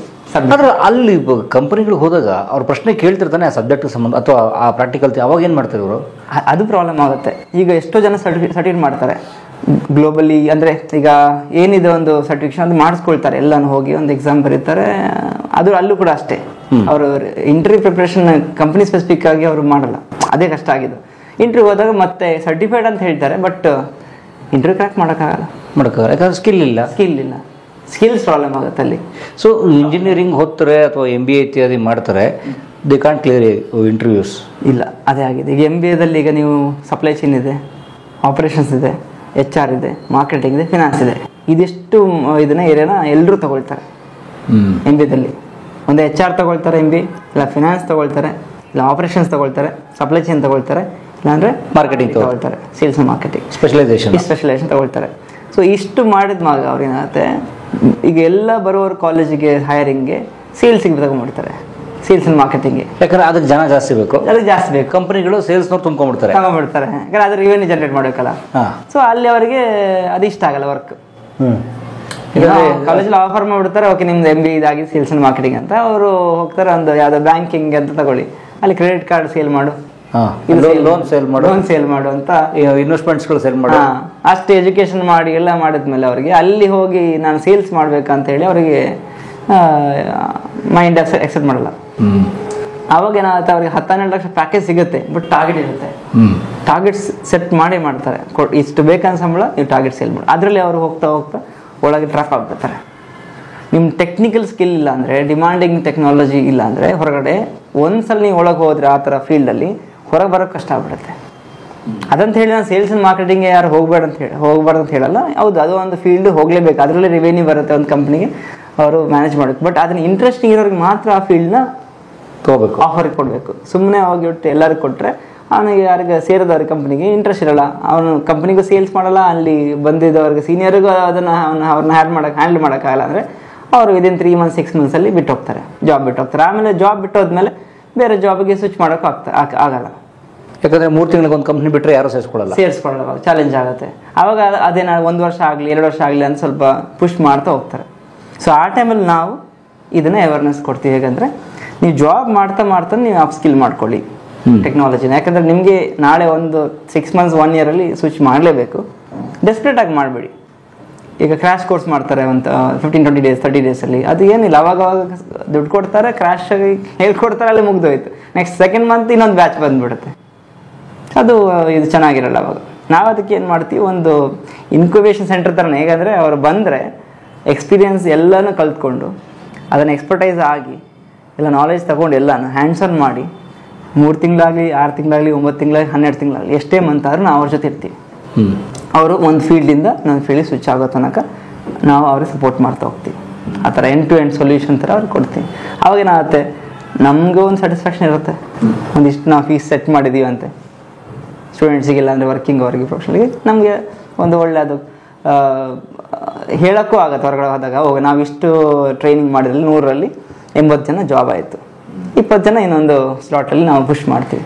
ಸೊ 100% ರಿಸಲ್ಟ್ಸ್ಗೆ ಕೊಡೋಕ್ಕೆ ಟ್ರೈ ಮಾಡ್ತಾ ಹೋಗ್ತೀವಿ. ಅವಾಗೇನಾಗುತ್ತೆ, ನಮಗೇನು ನಾವು ಮಾರ್ಕೆಟಿಂಗ್ ಇದೆಲ್ಲ ಮಾಡಬೇಕಂತ ಇರಲ್ಲ ನಮ್ಮ ಆರ್ಗನೈಸೇಷನ್ಗೆ. ಈಗ ಸೊ ರೆಫರೆನ್ಸ್ ಥ್ರೂನೇ ರಿಕ್ವೈರ್ಮೆಂಟ್ಸ್ ಬರ್ತಾ ಹೋಗುತ್ತೆ. ಅಲ್ಲ, ಈ ಒಟ್ಟು ಸರ್ ಪ್ರಸನ್ನ ಶೆಟ್ಟಿ ಅವರೇ, ನಾನು ಕೇಳೋಂಥದ್ದು ಆ್ಯಕ್ಚುಲಿ ಇವತ್ತಿನ ಕಾರ್ಪೊರೇಟ್ ಜಗತ್ತು, ಈಗ ಇಂಜಿನಿಯರಿಂಗ್ ಮಾಡಲಿ, BCom ಮಾಡಲಿ, BCA ಮಾಡಲಿ, MTech BTech whatever it is, or engineering anything, ಒಂದು ಕಾರ್ಪೊರೇಟ್ ಕಂಪ್ನಿಗೆ ಅವರು ಜಾಬ್ ಹೋಗಲೇಬೇಕು. ಸೊ ಒಂದು ಕಾರ್ಪೊರೇಟ್ ಕಂಪ್ನಿ ಏನೊಂದು ನಿರೀಕ್ಷೆ ಮಾಡುತ್ತೆ ಒಬ್ಬ ಕ್ಯಾಂಡಿಡೇಟಿಂದ? ಈಗ ನಾನು ಕಾರ್ಪೊರೇಟಿಗೆ ಅಂತಲೇ ಹೇಳ್ತಿಲ್ಲ, ನಾನು ಎಲ್ಲಾನು ಗ್ಲೋಬಲಿ ಈಗ ಒಂದು ವರ್ಲ್ಡಲ್ಲಿ ತೊಗೊಂಡ್ರೆ ಎಲ್ಲ ಥರ ಇಂಡಸ್ಟ್ರಿಯಲ್ಲೂ ಎಲ್ಲರೂ ಬೇಕು ಎಂಪ್ಲಾಯ್ಮೆಂಟ್. ಈಗ ನಾವು ಎಲ್ಲರೂ IT ಹೋಗೋಕ್ಕಾಗಲ್ಲ, ಹೌದು ಅಲ್ಲ, ಇನ್ಫಾರ್ಮೇಷನ್ ಟೆಕ್ನಾಲಜಿ ಹೋಗೋಕ್ಕಲ್ಲ, ಅದು ಬೇಕು. ಈಗ ಕಾಲೇಜಲ್ಲೂ ಅದೇ ಥರ ಆಗ್ತಿದೆ, ಎಲ್ಲರೂ ಕಂಪ್ಯೂಟರ್ ಸೈನ್ಸು, ಇನ್ಫಾರ್ಮೇಷನ್ ಸೈನ್ಸು ಆ ಥರ ತುಂಬಿಕೊಂಡು ಬಿಟ್ಟಿದ್ದಾರೆ. ಬೇರೆ ಬೇರೆ ಸ್ಪೆಷಲೈಸೇಷನ್ ಜಾಸ್ತಿ ಆಗುತ್ತೆ ಡಿಮಾಂಡ್. ಅದರಲ್ಲಿ ಪೇ ಜಾಸ್ತಿ ಬರುತ್ತೆ, ಸ್ಯಾಲ್ರಿ ಜಾಸ್ತಿ ಬರುತ್ತೆ ಅಂತ ಎಲ್ಲರೂ ಅದಕ್ಕೆ ಹೋಗ್ತಾರೆ. ಈಗ ಡಾಟಾ ಸೈನ್ಸ್ ಇರ್ಬೋದು, ಇಲ್ಲಾಂದರೆ ಮೆಷಿನ್ ಲರ್ನಿಂಗ್ ಇರ್ಬೋದು, AI ಇರ್ಬೋದು, ಈ ಥರ ಒಂದು ಟ್ರೆಂಡಿಂಗ್ ಅಲ್ಲಿರುವಾಗ ಎಲ್ಲರೂ ಅದರಲ್ಲಿ ಹೋಗ್ಬಿಟ್ಟು ಅಲ್ಲೂ ಜಾಸ್ತಿ ಆಗ್ತಾರೆ ಸ್ಟೂಡೆಂಟ್ಸ್.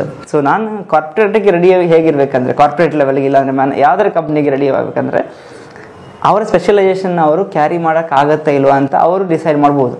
ಅಂದರೆ ಯಾರು ವಿದ್ಯಾರ್ಥಿಗಳೇ. ಈಗ ನಾನು ಇಂಜಿನಿಯರಿಂಗ್ ಮಾಡಿದ್ದೀನಿ, ಇಲ್ಲಾಂದರೆ MBA ಮಾಡಿದ್ದೀನಿ, ನಂಗೆ ಅದರಲ್ಲೇ ಜಾಬ್ ಬೇಕು ಅಂತ ಕೂತ್ಕೋಬಾರ್ದು. ನನ್ನ ಪ್ರಕಾರ ಎಜುಕೇಷನ್ ಜಸ್ಟ್ ಒಂದು ಮೀಡಿಯಮ್ ಅಷ್ಟೇ, ಮುಗಿಸ್ಬೇಕಷ್ಟೇ. ಅಲ್ಲಿ ಆ ಟೈಮಲ್ಲಿ ಯಾರು ಡಿಸಿಷನ್ ಮೇಕಿಂಗ್ ಇರಲ್ಲ. ಈಗ ಅರ್ಥ ಮಾಡ್ಕೊಳ್ಳಿ, ಈಗ ಇಂಜಿನಿಯರಿಂಗ್ ಸೇರ್ಕೊಂಡು ಯಾರೋ ಒಂದು ಪ್ರೆಷರಲ್ಲಿ ಹೋಗ್ತಾರೆ ಇಂಜಿನಿಯರಿಂಗ್ ಮಾಡೋಕ್ಕೆ, ಇಲ್ಲ ಅಪ್ಪ ಅಮ್ಮ ಏನು ಹೇಳ್ತಾರೆ ಅಂತ ಸೇರ್ಕೊಳ್ತಾರೆ. ಅದಂತ ತೊಗೊಂಡ್ಮೇಲೆ 4 ವರ್ಷ ಆದ ತಕ್ಷಣ ಜಾಬ್ಗೆ ಅದನ್ನೇ ನಾನು ಕಂಟಿನ್ಯೂ ಮಾಡ್ತೀನಿ ಅಂತ ಹೋದರೆ ಆಗ್ಬೋದು ಸಕ್ಸಸ್. ಬಟ್ ಕೆಲವರು ಅದನ್ನು ಪ್ರೆಷರೈಸಲ್ಲಿ ತೊಗೊಂಡಿರ್ತಾರಲ್ಲ ಇದು ಎಜುಕೇಷನ್ನ, ಜಾಬ್ ಕೂಡ ಅವ್ರಿಗೆ ಕಂಟಿನ್ಯೂ ಮಾಡೋಕ್ಕಾಗಲ್ಲ, ಕಾರ್ಪೊರೇಟಲ್ಲಿ ಫೇಲ್ ಆಗ್ತಾರೆ. ಸೊ ನಂದು ಅಡ್ವೈಸ್ ಏನಂದರೆ, ಅವರಿಗೆ ನಿಮ್ಗೆ ಯಾವ ಫೀಲ್ಡಲ್ಲಿ ಇಂಟ್ರೆಸ್ಟ್ ಆಗುತ್ತೆ. ಈಗ ಇಂಜಿನಿಯರಿಂಗ್ ಮಾಡುವಾಗ ನಿಮ್ಗೆ ಯಾರೋ ಒಬ್ರು ಪುಷ್ ಮಾಡಿದ್ರು, ಅಲ್ಲ MBA ಮಾಡೋಕೆ ಯಾರೋ ಒಬ್ರು ಹೇಳಿದ್ರು, ಮಾಡಿದ್ರು ಯಾರಾದರೂ ಸ್ಟೂಡೆಂಟ್ಸ್. ಹೊರಗೆ ಬಂದಮೇಲೆ ಅದು ಅವ್ರ ಚಾಯ್ಸ್, ಯಾವ ಫೀಲ್ಡ್ ಬೇಕಾದ್ರೂ ಚೂಸ್ ಮಾಡ್ಬೋದು. ಅವ್ರಿಗೆ ಇಂಟ್ರೆಸ್ಟಿಂಗ್ ಇರೋ ಥರ ಫೀಲ್ಡ್ ತೊಗೋಬೋದು. ಕಡಿಮೆ ಸಂಬಳ ಆದರೂ ಪರವಾಗಿಲ್ಲ, ಜಾಸ್ತಿ ಸಂಬಳಕ್ಕೆ ಹೋಗ್ಬಾರ್ದು. ಕಡಿಮೆ ಸಂಬಳಗಾದ್ರೆ ಹೋಗಿ ನಿಮ್ಮ ಫೀಲ್ಡ್ನ ಚೂಸ್ ಮಾಡಿ 1-2 ವರ್ಷ 3 ವರ್ಷ ಸ್ವಲ್ಪ ಸ್ಟ್ರಗಲ್ ಆದರೂ ಪರವಾಗಿಲ್ಲ, ನಂದು ಅಡ್ವೈಸ್ ಮಾಡಬೇಕಂತ. ಮತ್ತು ಕಾರ್ಪೊರೇಟ್ ಅವ್ರು ಏನು ನೋಡ್ತಾರೆ ಅಂದರೆ ಈಗ ಸ್ಕಿಲ್ಡ್ ನೋಡ್ತಾರೆ, ಯಾರು ಕೂಡ ಫ್ರೆಷರ್ನ ಹೈರ್ ಮಾಡೋದು ವೆರಿ ವೆರಿ ರೇರ್. ಅದಕ್ಕೆ ಫ್ರೆಷರ್ಸ್ ಎಲ್ಲ ಹಾಗೆ ಈಗ ಹೊರಗಡೆ ಜಾಬ್ ಇಲ್ದಿದ್ದಾರೆ, unemployed because of this knowledge awareness ಕಡಿಮೆ ಇದೆ, ಸ್ಕಿಲ್ ಇಲ್ಲ. ಮತ್ತು ಅದಕ್ಕೆ ಬೇಕಾಗಿದ್ದು ಒಂದು ಕ್ಯಾಂಪೇನ್ ಅದೆಲ್ಲ ನಡೀಬೇಕು ಜಾಸ್ತಿ. ಈಗ ಟೆಕ್ ಮೇಲೆಲ್ಲ ನಡೆಯುತ್ತೆ, ಈಗ ಜಾಬ್ ಫೇರ್ ಅಂತ, ಅಲ್ಲೂ ಕೂಡ ಬರ್ತಾರೆ, ನೋಡ್ತಾರೆ, ಯಾರು ಅದನ್ನು ಕರೆಕ್ಟಾಗಿ ಅವರಿಗೆ ಅಡ್ವೈಸೋ ಇಲ್ಲ. ನಾನು ಹೋಗಿದ್ದೀನಿ ಎಷ್ಟೋ ಒಂದು ಟೆಕ್ ಮೇಲಾಗೆ, ಟೆಕ್ ಸಮಿಟಿಗೆಲ್ಲ ಹೋಗ್ತಾ ಇರ್ತೀನಿ. ಅಲ್ಲೂ ಕೂಡ ಕಮರ್ಷಿಯಲ್ ಥರ ಫೀಲ್ ಆಗುತ್ತೆ ಕೆಲಸ ಜಾಸ್ತಿ. ಕಮರ್ಷಿಯಲ್ ಅಂದರೆ ಓಕೆ, ಇಷ್ಟು ಹಾಕಿದ್ದೀವಿ ದುಡ್ಡು, ಇಷ್ಟು ದುಡ್ಡು ಹಾಕಿದ್ದು, ಇಷ್ಟು ಜನಕ್ಕೆ ನಾವು ಈಗ ಪುಷ್ ಮಾಡಬೇಕು, ಸೇಲ್ ಮಾಡಬೇಕು, ಕ್ಲೋಸ್ ಮಾಡಬೇಕು, ಈ ಥರನೇ ನಡೀತಾ ಇದೆ.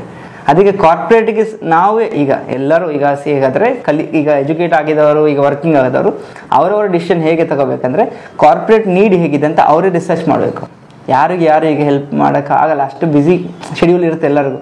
ಸೊ ಅದಕ್ಕೋಸ್ಕರ ಜಾಬ್ ಇಲ್ಲದವರು ಇಲ್ಲಾಂದರೆ ಜಾಬ್ ನೋಡ್ತಿರೋರು ನಂದು ಅಡ್ವೈಸ್ ಹೇಗೆ ಅಂದರೆ ಅವರು ಅರ್ಥ ಮಾಡಬೇಕು ಯಾವ ಕಂಪ್ನಿಯಲ್ಲಿ ಯಾವ ಥರ ರಿಕ್ವೈರ್ಮೆಂಟ್ಸ್ ಬರುತ್ತೆ.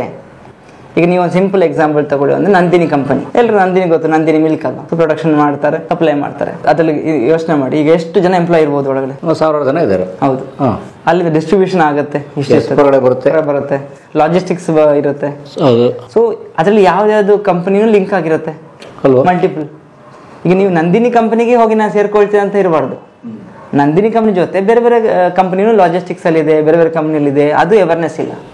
ಈಗ 10 ಕಂಪ್ನಿ ಇದ್ರೆ Infosys, TCS, Accenture, Capgemini, Mindtree, PwC, Deloitte, ಈ ಥರ ಒಂದು 10-15 ಕಂಪ್ನಿ ನೇಮ್ ಮಾತ್ರ ಗೊತ್ತಿರುತ್ತೆ ಕಾಲೇಜ್ ಸ್ಟೂಡೆಂಟ್ಸ್ ಇರೋದು, ಹೊರಗಡೆ ಅವರಿಗೆ. ಎಷ್ಟು ಥೌಸಂಡ್ಸ್ ಲ್ಯಾಕ್ಸ್ ಆಫ್ ಕಂಪ್ನೀಸ್ ಇದ್ದಾರೆ ಹೊರಗಡೆ. ಎಷ್ಟು ಕಂಪ್ನೀಸ್, ಒಂದು ಸ್ಟಾರ್ಟಪ್ ಕಂಪ್ನಿ ಇರುತ್ತೆ, ಮೀಡಿಯಂ ಸ್ಕೇಲ್ ಇರುತ್ತೆ, ಲಾರ್ಜ್ ಸ್ಕೇಲ್ ಇರುತ್ತೆ. ಸೊ ನಂಗೆ ಅದೇ ಕಂಪ್ನಿ ಬೇಕಂತ ಕಾಯ್ತಾ ಇರ್ತಾರೆ, ಒಂದು ದೊಡ್ಡ ಹೆಸರು ಹುಡ್ಕೊಳ್ತಾರೆ. ನನಗೆ NTT ಡಾಟಾ ಅಂದರೆ ಗೊತ್ತಿಲ್ಲ ಯಾರಿಗೆ NTT ಡಾಟಾ ಯಾವುದಂತ. ದೊಡ್ಡ ಕಂಪ್ನಿ ಅದು, ಜಪಾನ್ ಬೇಸ್ಡ್ ಕಂಪ್ನಿ, ಅದು ಟಾಪ್ 5 ಅಲ್ಲಿ ಸರ್ವಿಸ್ ಬೇಸ್ಡ್ ಕಂಪ್ನಿ. ನಾನು NTT ಡಾಟಾ ಅಂತ ಹೇಳಿದ ತಕ್ಷಣ ಮನೆಯಲ್ಲೆಲ್ಲ ಯಾವುದಪ್ಪ ಅದು NTT ಡಾಟಾ ಅಂತ. ಇನ್ಫೋಸಿಸ್ ಹೇಳಿದಾಗ ಇನ್ಫೋಸಿಸ್, ವಿಪ್ರೋನಾ, TCS ಅಂದರೆ ಸ್ವಲ್ಪ ಅದು ಒಂದು ಇದೇ ಬೇರೆ, ಎಕ್ಸ್ಪ್ರೆಷನ್ನೇ ಬೇರೆ ಆ ಥರ. ಈಗ ಅಮೇರಿ 100 ಅಂತ ಕಂಪ್ನಿ ಇದೆ, ನಿಮ್ಗೆ ಗೊತ್ತಿರುತ್ತಾ? ಇಲ್ಲ, ಗ್ಲೋಬಲ್ ಟೆಕ್ ಪಾರ್ಕಲ್ಲಿ ಇದೆ, ಇಲ್ಲಿ ರಾಜನಗರಲ್ಲಿ ಅಮೇರಿ 100, ಅದು US ಬೇಸ್ಡ್ ಕಂಪ್ನಿ. ಆ ಥರ ಈಗ ಶೆಲ್ ಅಂತ ಕಂಪ್ನಿ, ನಿಮ್ಗೆ ಗೊತ್ತು, shell, BP, petrol, Bharat petrol, ಇದೆಲ್ಲ ಕಂಪ್ನಿ ಅವ್ರದ್ದು. ಈಗ ತುಂಬ ಗೊತ್ತಿಲ್ಲ, ಪೆಟ್ರೋಲ್ ಬೇಸ್ಡ್ ಕಂಪ್ನಿ ಅಂತ ಹೇಳ್ತಾರೆ, ಅದಕ್ಕಂತ ಒಂದು ಇದಿರುತ್ತೆ, ಕಂಪ್ನಿದು ವರ್ಕಿಂಗ್ ಪ್ರೊಫೆಷನಲ್ ಇರ್ತಾರೆ, ಎಷ್ಟು ಅದರಲ್ಲಿ ಸಪ್ಲೈ ಚೈನ್ ಇರುತ್ತೆ ಎಂಡ್ ಟು ಎಂಡ್ ಅಲ್ಲಿ. ಆ ಥರ ಈಗ ಟೊಯೋಟಾ ಅಂತ ಹೇಳ್ತೀರಾ, ಟೊಯೋಟಾ ಪ್ಲಾಂಟಲ್ಲಿ ಯಾವ ಥರದ ಆಟೋಮೊಬೈಲ್ ಕಂಪ್ನಿಗೆ ಮ್ಯಾನುಫ್ಯಾಕ್ಚರ್ ಮಾಡುವಾಗ ಎಷ್ಟು ಸಬ್ ಕಾಂಟ್ರಾಕ್ಟ್ ಇರ್ತಾರೆ, ಆ ಕಂಪ್ನಿಗೆ ಹೋಗಿ ಸೇರಿಕೊಂಡು ಅಲ್ಲಿಂದ ಸ್ಲೋಲಿ ಬಿಗ್ ಕಂಪ್ನಿಗೆ ಹೋಗ್ಬೋದು. ಅದನ್ನು ನಾಲೆಜ್ ಕೊಡೋದು ಯಾರು ಇಲ್ಲ ಹೊರಗಡೆ ಆಗ್ತಾರೆ. ಅದಕ್ಕೋಸ್ಕರ ನಾನು ಎಲ್ಲ ಇದು ಕ್ಯಾಂಪೇನ್ ಮಾಡಿ ಈ ಥರ ಟ್ಯಾಕ್ಸ್ ಸ್ಕಿಲ್ಸಿಂದ IT ಅಂತಲ್ಲ, ಎಲ್ಲ ಇದರಲ್ಲಿ ಹೇಳ್ತಾರೆ, ಅದು ಜಾಬ್ ಇದರಲ್ಲಿ ಯಾವ ಥರದ ಇರ್ಬೋದು. ಈಗ ಫಾರ್ಚೂನ್ ಕಂಪನೀಸ್ ಇರ್ಬೋದು, 500 ಫಾರ್ಚೂನ್ ಕಂಪನೀಸ್ ಇರ್ಬೋದು, ಯಾವುದೇ ಕಂಪನೀಸ್ ಇರ್ಬೋದು, ಅಂಥ ಕಂಪ್ನಿಲಿ ಯಾವ ಥರ ಓಪನಿಂಗ್ಸ್ ಇರುತ್ತೆ, ಯಾವ ಪೊಸಿಷನ್ ಇದೆ, ಅಕೌಂಟ್ ಎಕ್ಸಿಕ್ಯೂಟಿವ್ ಇರ್ಬೋದು, ಇಲ್ಲ ಪರ್ಚೇಸ್ ಇಂಜಿನಿಯರ್ ಇರ್ಬೋದು, ಇನ್ವೆಂಟ್ರಿ ಅನಲಿಸ್ಟ್ ಇರ್ಬೋದು, ತುಂಬ ರೋಲ್ಸ್ ಇರುತ್ತೆ ಎಲ್ಲ ಕಂಪ್ನಿಯಲ್ಲಿ. ಅದು ಹೇಗೆ ಹೇಳ್ಕೊಡೋದು? ಇದು ಕಾಲೇಜ್ ಅವರು, ಯೂನಿವರ್ಸಿಟಿಯಿಂದ ಅವ್ರು ಹೇಳ್ಕೊಡ್ಬೇಕು. ಅವ್ರಿಗೆ ಲಾಸ್ಟ್ ಸೆಮಿಸ್ಟರ್ ಬರುವಾಗಲೇ 7th ಸೆಮಿಸ್ಟರ್ 8th ಸೆಮಿಸ್ಟ್ರಲ್ಲಿ ಕಂಪ್ನಿ ಬಗ್ಗೆ ಎಜುಕೇಷನ್ ಕೊಡಬೇಕು, ಅವೇರ್ನೆಸ್ ಕೊಡಬೇಕು, ಇಲ್ಲ ಕಂಪ್ನಿ ವಿಸಿಟ್ ಮಾಡಿಸ್ಬೇಕು ಮ್ಯಾಕ್ಸಿಮಮ್. ಅದು ಅವರು ಒಂದು ಸ್ಟೆಪ್ ಮುಂದೆ ಹೋಗಿ 10-15 ಕಂಪ್ನೀಸ್ಗೆ ಅವರಿಗೆ ವಿಸಿಟ್ ಮಾಡಿ ಸ್ವಲ್ಪ ಇಂಟರ್ನ್ಶಿಪ್ ಥರ ಮುಂದೆ ಹೋಗಿ ಮಾಡಿಸ್ಬೇಕು. ಕೆಲವು ಕಂಪ್ನಿಯಲ್ಲಿ ಮುಂದೆ ಹೋಗಲ್ಲ ಆ ಥರ. ಕಾಲೇಜಲ್ಲಿ ಅವರೇ ಬಿಟ್ಬಿಡ್ತಾರೆ ಸ್ಟೂಡೆಂಟ್ಸಿಗೆ, ನೀವೇ ಹೋಗಿ ನೀವು ಹುಡ್ಕೊಳ್ಳಿ, ಯಾವ್ದಾರು ಓಕೆ ತಂದು ನಮಗೆ ಡಾಕ್ಯುಮೆಂಟ್ಸ್ ರಿಪೋರ್ಟ್ ಕೊಡಿ. ಆ ಕಂಪ್ನಿಯಲ್ಲಿ ಈ ಥರ ಒಂದು ಸಿಸ್ಟಮ್ ಇರಬೇಕು, ಡಾಕ್ಯುಮೆಂಟ್ ಇರಬೇಕು. ಆ ಥರ ಎಷ್ಟೊಂದು ಸ್ಟಾರ್ಟಪ್ ಕಂಪ್ನೀಸ್ ಇರ್ಬೋದು, ಇಲ್ಲಾಂದ್ರೆ ಯಾವುದಾದ್ರು ಕಂಪ್ನಿ ಡಾಕ್ಯುಮೆಂಟ್ ಮಾಡೋಕ್ಕಂತ ನಿಂತಿರ್ತಾರೆ ಎಲ್ಲರೆಲ್ಲ, ಅಂಥವ್ರು ಇರ್ತಾರೆ. ಸೊ ಅಲ್ಲಿ ಏನಾಗುತ್ತೆ, ಅವ್ರಿಗೆ ಎಕ್ಸ್ಪೀರಿಯನ್ಸ್ ಸರಿಯಾಗಿ ಅವ್ರಿಗೆ ಸಿಗಲ್ಲ. ಸೊ ಅದು ಒಂದು ಚಾಲೆಂಜಿಂಗ್ ಇದೆ. ಸೊ ಏನಾಗಿದೆ ನಮ್ಮ education system, degree education system ಎಲ್ಲ ಒಂಥರ ನಾಮಕಾವಸ್ಥೆ, for name sake, for degree sake. ಹೌದು, ಅಂದರೆ ಎಲ್ಲನೂ ಇಲ್ಲ, ಕೆಲವೊಂದು ಇದೆ. ಮ್ಯಾಕ್ಸಿಮಮ್ ಅಲ್ಲಿ ಈಗ ಏನಾಗುತ್ತೆ, ಕೆಲವೊಂದು ಎಜುಕೇಷನ್ ಸಿಸ್ಟಮ್ ಚೆನ್ನಾಗಿ ಮಾಡಿದ್ದಾರೆ. ಈಗ ಆಟೋನಮಸ್ ಬಂದ ಮೇಲೆ ಕೆಲವೊಂದು ಕಾಲೇಜ್ ಅವ್ರದ್ದೇ ಒಂದು ಸಿಸ್ಟಮ್ನೆಲ್ಲ ರೆಡಿ ಮಾಡಿದ್ದಾರೆ. ಕೆಲವೊಂದು ಸ್ಟೇಟ್ ಸಿಲೆಬಸ್ ಇರ್ಬೋದು, ಇಲ್ಲ ಸೆಂಟ್ರಲ್ ಸಿಲೆಬಸ್ ಇರ್ಬೋದು, ಇಲ್ಲಾಂದರೆ VTU ಸಿಲೆಬಸ್ ಇರ್ಬೋದು, ಇಲ್ಲ ಕೆಲವೊಂದು ಕಾಲೇಜಸ್ ಟ್ರಸ್ಟ್ನ ರನ್ ಮಾಡ್ತಿರ್ಬೋದು. ಚೆನ್ನಾಗಿ ಎಜುಕೇಷನ್ ಸಿಸ್ಟಮ್ ಇದೆ. ಬಟ್ ಎಜುಕೇಷನ್ ಮುಗಿಸಿದ ಮೇಲೆ ಅವ್ರಿಗೂ ಕನೆಕ್ಷನ್ ಇರಲ್ಲ. ಅಂದರೆ ಈಗ ಸ್ಟೂಡೆಂಟ್ಸ್ ಜೊತೆ ಒಂದು ಬಾಂಡಿಂಗ್ ಕಂಟಿನ್ಯೂಷನ್ ಆಗ್ತಿಲ್ಲ ಮುಂಚೆ ಥರ.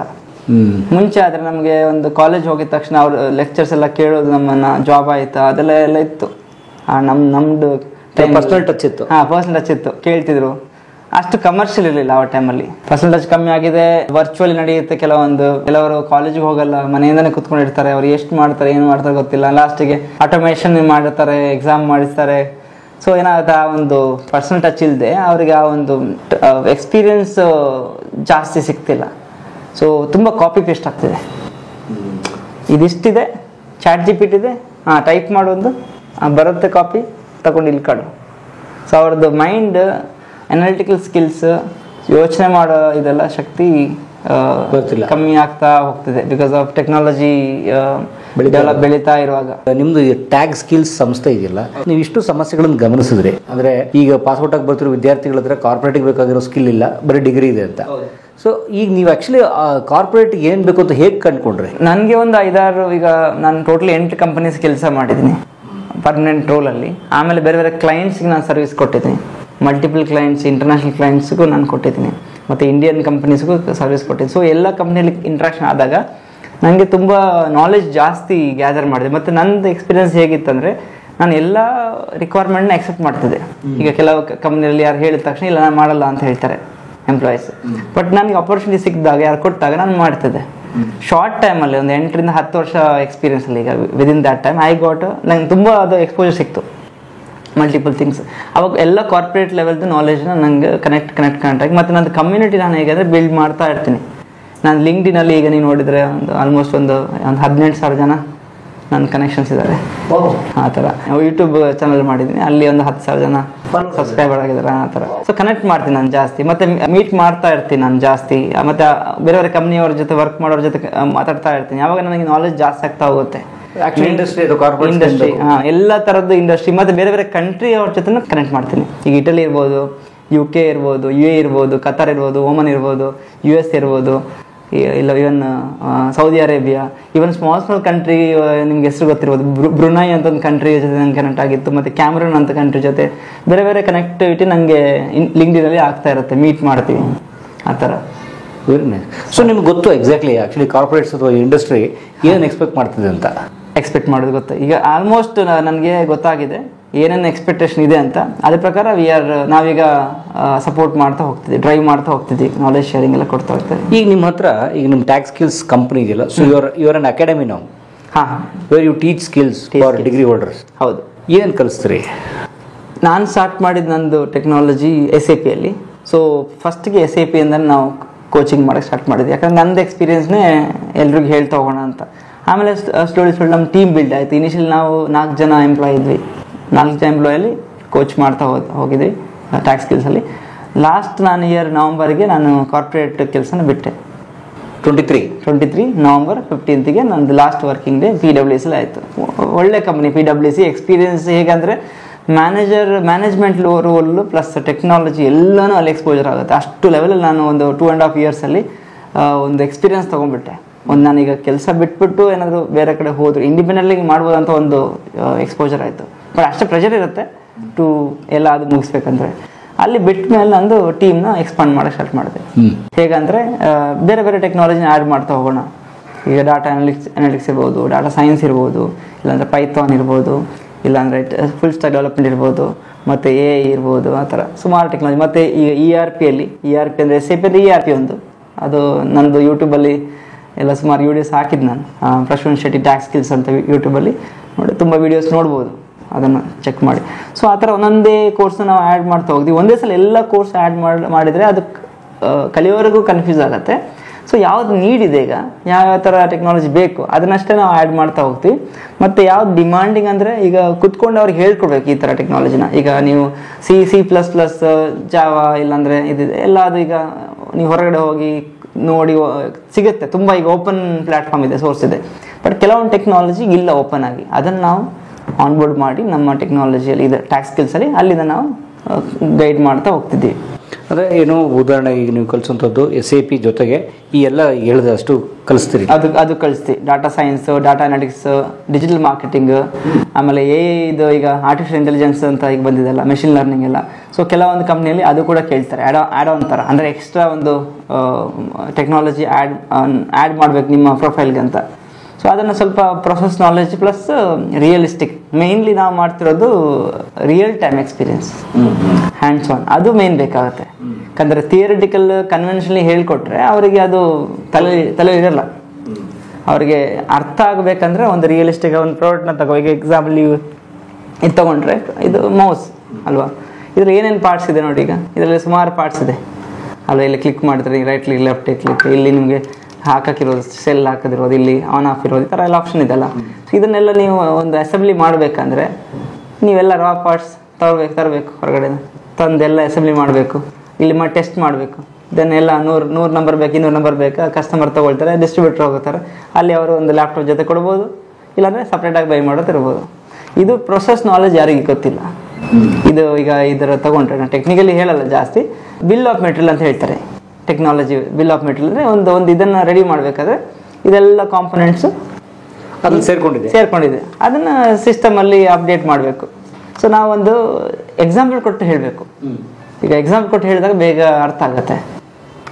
ಇಂಡಸ್ಟ್ರಿ ಸ್ಪೆಸಿಫಿಕ್, ಈಗ ನಾನು ಮಾಡಿದ ಇಂಡಸ್ಟ್ರಿಯಲ್ಲಿ ಏರೋಸ್ಪೇಸ್ ಇಂಡಸ್ಟ್ರಿ ವರ್ಕ್ ಮಾಡಿದ್ದೀನಿ, ಮತ್ತು ಆಯಿಲ್ ಆ್ಯಂಡ್ ಗ್ಯಾಸ್ ಇಂಡಸ್ಟ್ರಿ, ಮತ್ತು ಫುಡ್ ಇಂಡಸ್ಟ್ರಿ, ಮತ್ತು ಬಿವರೇಜಸ್ ಈಗ ಆಲ್ಕೋಹಾಲ್ ಅದೆಲ್ಲ ಇದ್ದಾರೆ, ಆ ಥರ ಇಂಡಸ್ಟ್ರಿ ಮ್ಯಾನುಫ್ಯಾಕ್ಚರಿಂಗ್ ಕೂಡ ನಾನು ಅಂದರೆ ಕನ್ಸಲ್ಟಿಂಗ್ ಮಾಡಿದ್ದೀನಿ SAP-ಅಲ್ಲಿ. ಇವನ್ ಇದಕ್ಕೆ ಕೂಡ ಮಾಡಿದ್ದೀನಿ, ಇನ್ಶೂರೆನ್ಸ್ ಕಂಪನಿ, ಮತ್ತು ರೂಫ್ ಟಾಪ್ ಸೊಲ್ಯೂಷನ್ಸ್. ಅಂದರೆ ಈಗ UK-ಯಲ್ಲಿ ಒಂದು ಕಂಪನಿ ಇದೆ, ಅದು ಮೇನ್ಲಿ ಅದು ರೂಫ್ ಟಾಪ್ ಅಂದರೆ ಮನೆಗೆಲ್ಲ ಇದು ಮಾಡ್ತಾರಲ್ಲ ಮೇಲ್ಗಡೆ, ಆ ಥರ. Solar panels.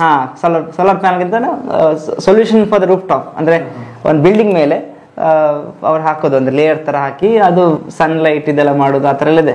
ಕೂಲಿಂಗ್ ಎಲ್ಲ ಮೇಂಟೆನೆನ್ಸ್ ಮಾಡಿ, ಆ ಥರ ಎಲ್ಲ ಡಿಫ್ರೆಂಟ್ ಇಂಡಸ್ಟ್ರಿನ ನಾನು ನೋಡಿದ್ದೀನಿ ಇಂಟರ್ನ್ಯಾಷನಲಿ, ಇವನ್ ಇಂಡಿಯಾದಲ್ಲಿ ಕೂಡ. ಸೊ ನಾನು ಮೀಟ್ ಕೂಡ ಮಾಡಿದ್ದೀನಿ ಸುಮಾರು ಇಂಡಸ್ಟ್ರಿ ಸ್ಪೆಸಿಫಿಕ್. ಇವನ್ ನಾನು UK-ಗೆ ಹೋಗಿದ್ದೆ ಒಂದು 3 ವೀಕ್ಸ್. ಅಲ್ಲಿ ಹೋದಾಗ ನನಗೆ ತುಂಬ ಎಕ್ಸ್ಪೋಜರ್ ಆಯಿತು. ನಾವು ಇಲ್ಲಿ ಏನೂ ಇಲ್ಲ, ನಾವು ಅಷ್ಟೊಂದು ಎಕ್ಸ್ಪೋಜರ್ ತೊಗೊಳ್ತಿಲ್ಲ. ಅಲ್ಲಿ ಹೋದಾಗ ಯಾವ ಥರ ಪ್ರೊಸೆಸ್ ಹೇಗೆ ಫಾಲೋ ಮಾಡ್ತಾರೆ, ಮತ್ತೊಂದು ಸಿಸ್ಟಮ್ ಎಲ್ಲ ಹೇಗಿದೆ ಅಂತೆಲ್ಲ ತಿಳ್ಕೊಂಡೆ. ಅದಕ್ಕೆ ಹೇಳ್ತಾರಲ್ಲ, ಕೋಶ ಓದಿ ನೋಡಿ ದೇಶ ಸುತ್ತಿ ನೋಡು ಅಂತ. ಸೊ ಒಂದು ಕಂಟ್ರಿಗೆ ಹೋದಾಗ ನಿಮ್ಗೊಂದು ಅಂಡರ್ಸ್ಟ್ಯಾಂಡಿಂಗ್ ಬಂದುಬಿಡುತ್ತೆ. ಈಗ ಯಾರೇ ಒಂದು ವರ್ಕಿಂಗ್ ಪ್ರೊಫೆಷನಲ್ ಇರ್ಬೋದು, ಇಲ್ಲ ಸ್ಟೂಡೆಂಟ್ಸ್ ಇರ್ಬೋದು, ಫಸ್ಟ್ ಒಂದು 3-4 ಇಯರ್ಸ್ ಇರುತ್ತಲ್ಲ, ಅವ್ರಿಗೆ ಅದು ಒಂದು ಸ್ಟ್ರಗ್ಲಿಂಗ್ ಟೈಮೇ. ಆ ಟೈಮಲ್ಲಿ ಯಾರಾದರೂ ಒಬ್ಬರು ಅವರಿಗೆ ಒಂದು ಸ್ವಲ್ಪ ಜೊತೆಯಲ್ಲಿ ಇದ್ದರೆ ಅವ್ರಿಗೊಂದು ಮೆಂಟಲಿ ಸ್ಟ್ರಾಂಗ್ ಆಗ್ತಾರೆ.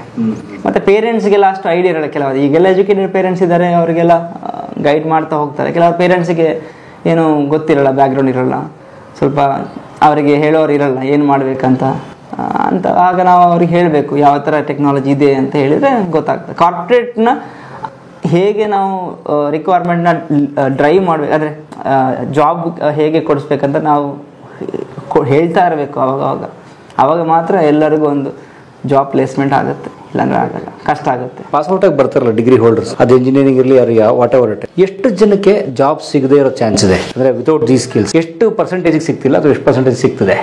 ಈಗ ಒಂದು 60 to 70% ಅವ್ರಿಗೆ ಜಾಬ್ ಇಮಿಡಿಯೇಟ್ ಸಿಗ್ತಿಲ್ಲ. ಮೆಜಾರಿಟಿ ಯಾಕಂದರೆ ಎಲ್ಲರೂ ಈಗ ಎಜುಕೇಷನ್ನ ಮಾಡ್ತಾರೆ. ಎಲ್ಲ ಪಾಪ್ಯುಲೇಷನ್ ನೀವು ತಗೊಳ್ಳಿ, ಇಂಡಿಯನ್ ಪಾಪ್ಯುಲೇಷನ್ ತಗೊಳ್ಳಿ, 140 crores ಅಂದರೆ ಎಷ್ಟು ಜನ ಈಗ ಎಜುಕೇಟೆಡ್ ಇರ್ತಾರೆ? ಸ್ಟೂಡೆಂಟ್ಸ್ ಎಷ್ಟು ಪಾಸ್ಔಟ್ ಆಗ್ಬೋದು? ವರ್ಷಕ್ಕೆ ಒಂದು ಊರು ತಗೊಳ್ಳಿ. ಈಗ ನೀವು ಉಡುಪಿ ತಗೊಳ್ಳಿ, ಮಂಗಳೂರು ತಗೊಳ್ಳಿ, ಅಲ್ಲಿದೆ ಉಡುಪಿ ಮಂಗಳೂರಲ್ಲಿ ಎಷ್ಟು ಕಾಲೇಜ್ ಇದೆ?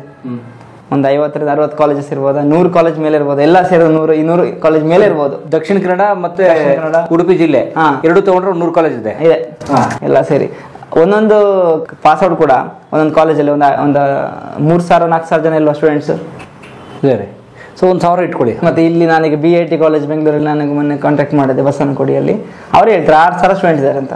BIT ಟೆಕ್ನಾಲಜಿ ಬಸವನಗುಡಿಯಲ್ಲಿ 6,000 ಸ್ಟೂಡೆಂಟ್ಸ್ ಇದ್ದಾರೆ, ಇಂಜಿನಿಯರಿಂಗ್ ಗ್ರಾಜುಯೇಟ್ಸ್. 6,000 ಸ್ಟೂಡೆಂಟ್ಸಿಗೆ ಹೊರಗೆ ಬಂದರೆ ಒಂದು ಕಾಲೇಜಲ್ಲಿ ಎಲ್ಲಿ ಜಾಬ್ ಸಿಗುತ್ತೆ ಅವ್ರಿಗೆ? ಅಷ್ಟು ಚೆನ್ನಾಗಿ ಜಾಬ್ ಎಂಪ್ಲಾಯ್ಮೆಂಟ್ ಕೊಡಬೇಕಂದ್ರೆ ಆಂಟ್ರಪ್ರಿನರ್ಶಿಪ್ ಬೇಕು ಮೇನ್.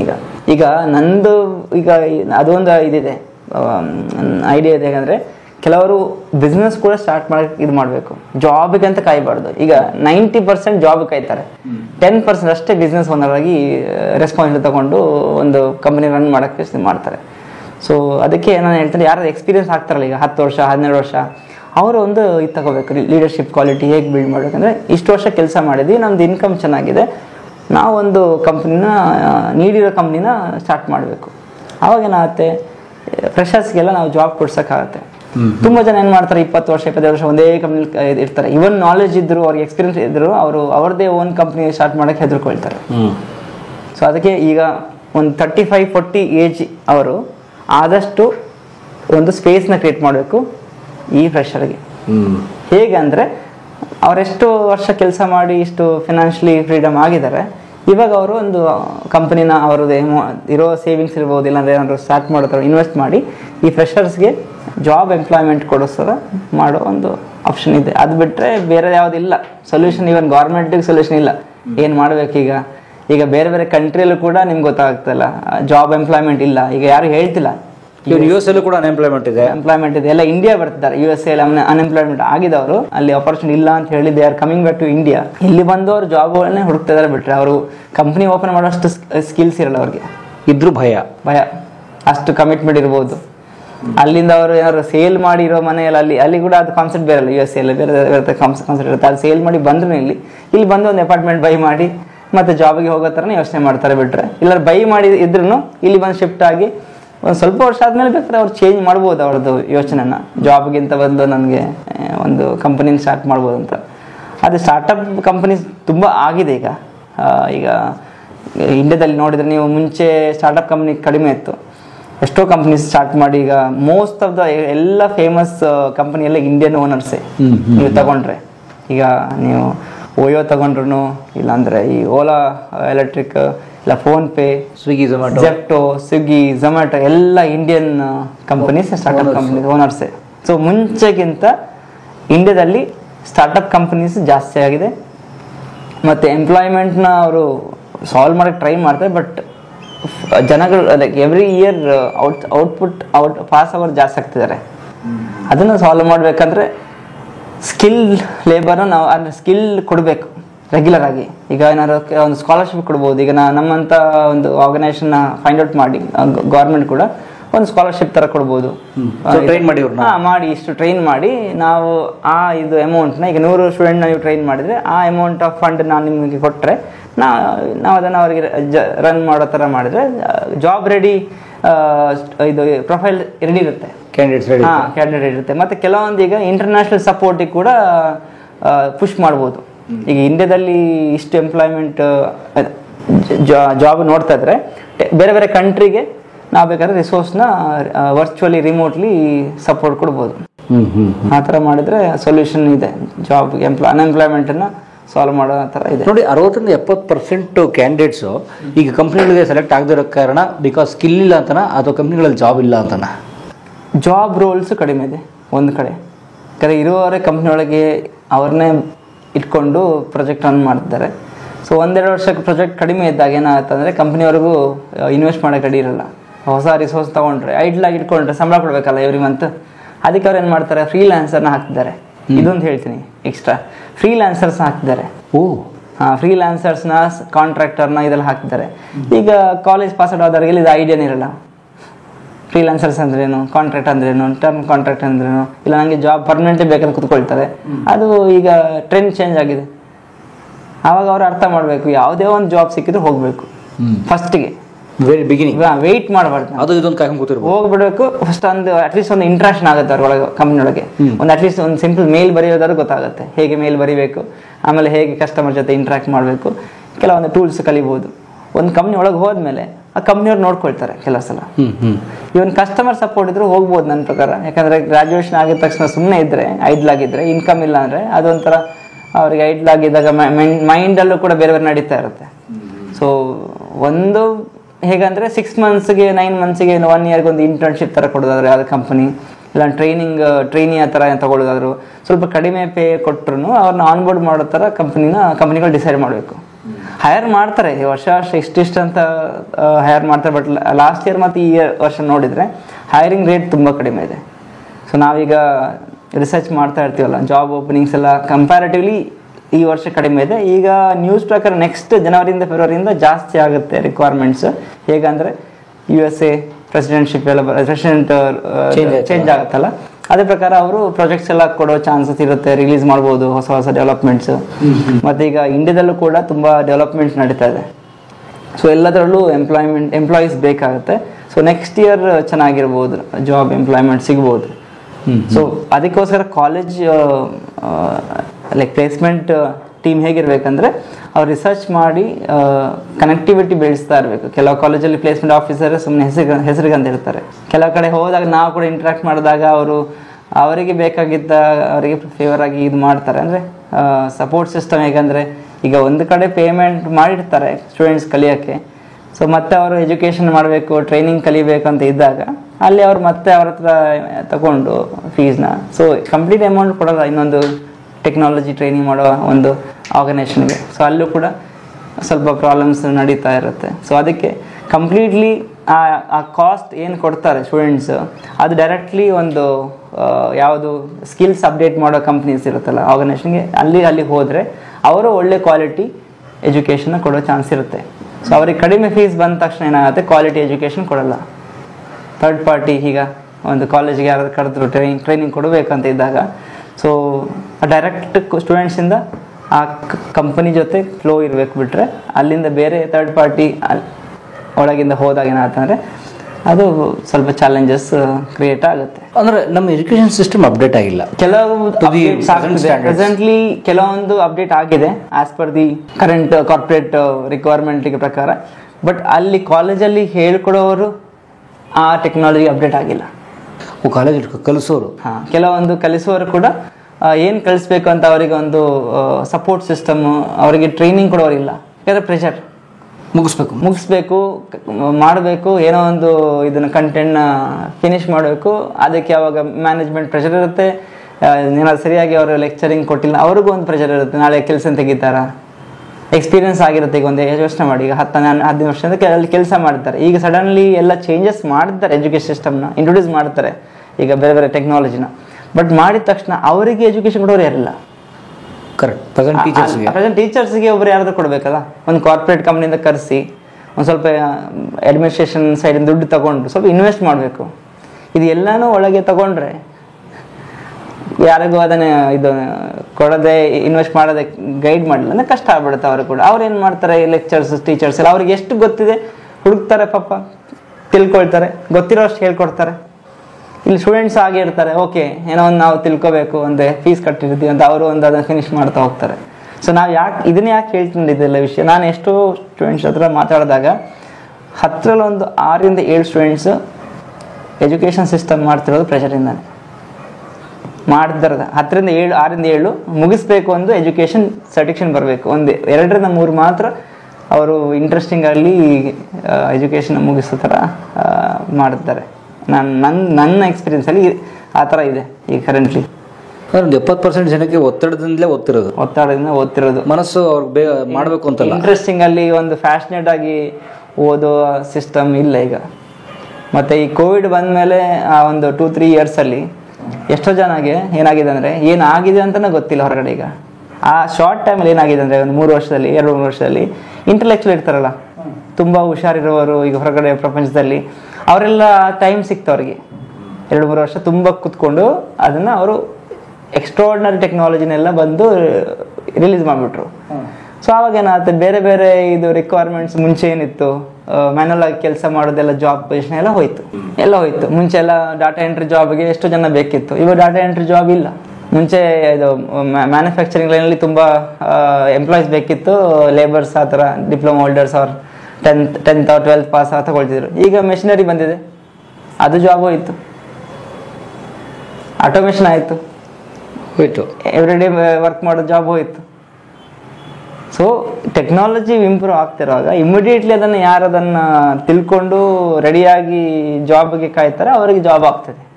ಯಾರಾದ್ರೂ ನೋಡ್ತೀನಿ ನಾಳೆ ಮಾಡ್ತೀನಿ ಆಮೇಲೆ ಮಾಡ್ತೀನಿ ಅಂತ ಕಾಯ್ತಾ ಇದ್ರೆ ಅವರ ಆ ಕ್ರೌಡಲ್ಲಿ ಅಷ್ಟು ಜನ ಇರೋ ಈಗ ಎಜುಕೇಷನ್ ಆಗಿರೋರ ಜೊತೆ ಅವರು ಇದಾಗ್ಬಿಡ್ತಾರೆ, ಕಳ್ಕೊಂಬೋದು. ಅವ್ರದ್ದು ಇದು ಜಾಬ್ ಆಪರ್ಚುನಿಟಿ ಆಗಲಿ 1 ವರ್ಷ ಏನಾದ್ರು ಆಗಿಲ್ಲ ಅಂದರೆ 2ನೇ ವರ್ಷ ಪ್ರೆಷರ್. ಜಾಬ್ ಈಗ ಎಜುಕೇಷನ್ ಆದ್ಮೇಲೆ ಜಾಬ್ ಗ್ಯಾಪ್ ಆದರೆ ಕೆಲವು ಕಂಪ್ನಿ ಹೈರ್ ಮಾಡಲ್ಲ. 2 ವರ್ಷ ಯಾಕೆ ಗ್ಯಾಪ್ ಆಯಿತು, ಅವ್ರು ಹೇಳ್ಬೋದು ನಾನು ಆ ಎಕ್ಸಾಮ್ ಬರುತ್ತೆ, ಈ ಥರ ಇಂಟರ್ವ್ಯೂ ಕೊಟ್ಟೆ, ಕೆಲವರು ಎಕ್ಸೆಪ್ಟ್ ಮಾಡಲ್ಲ.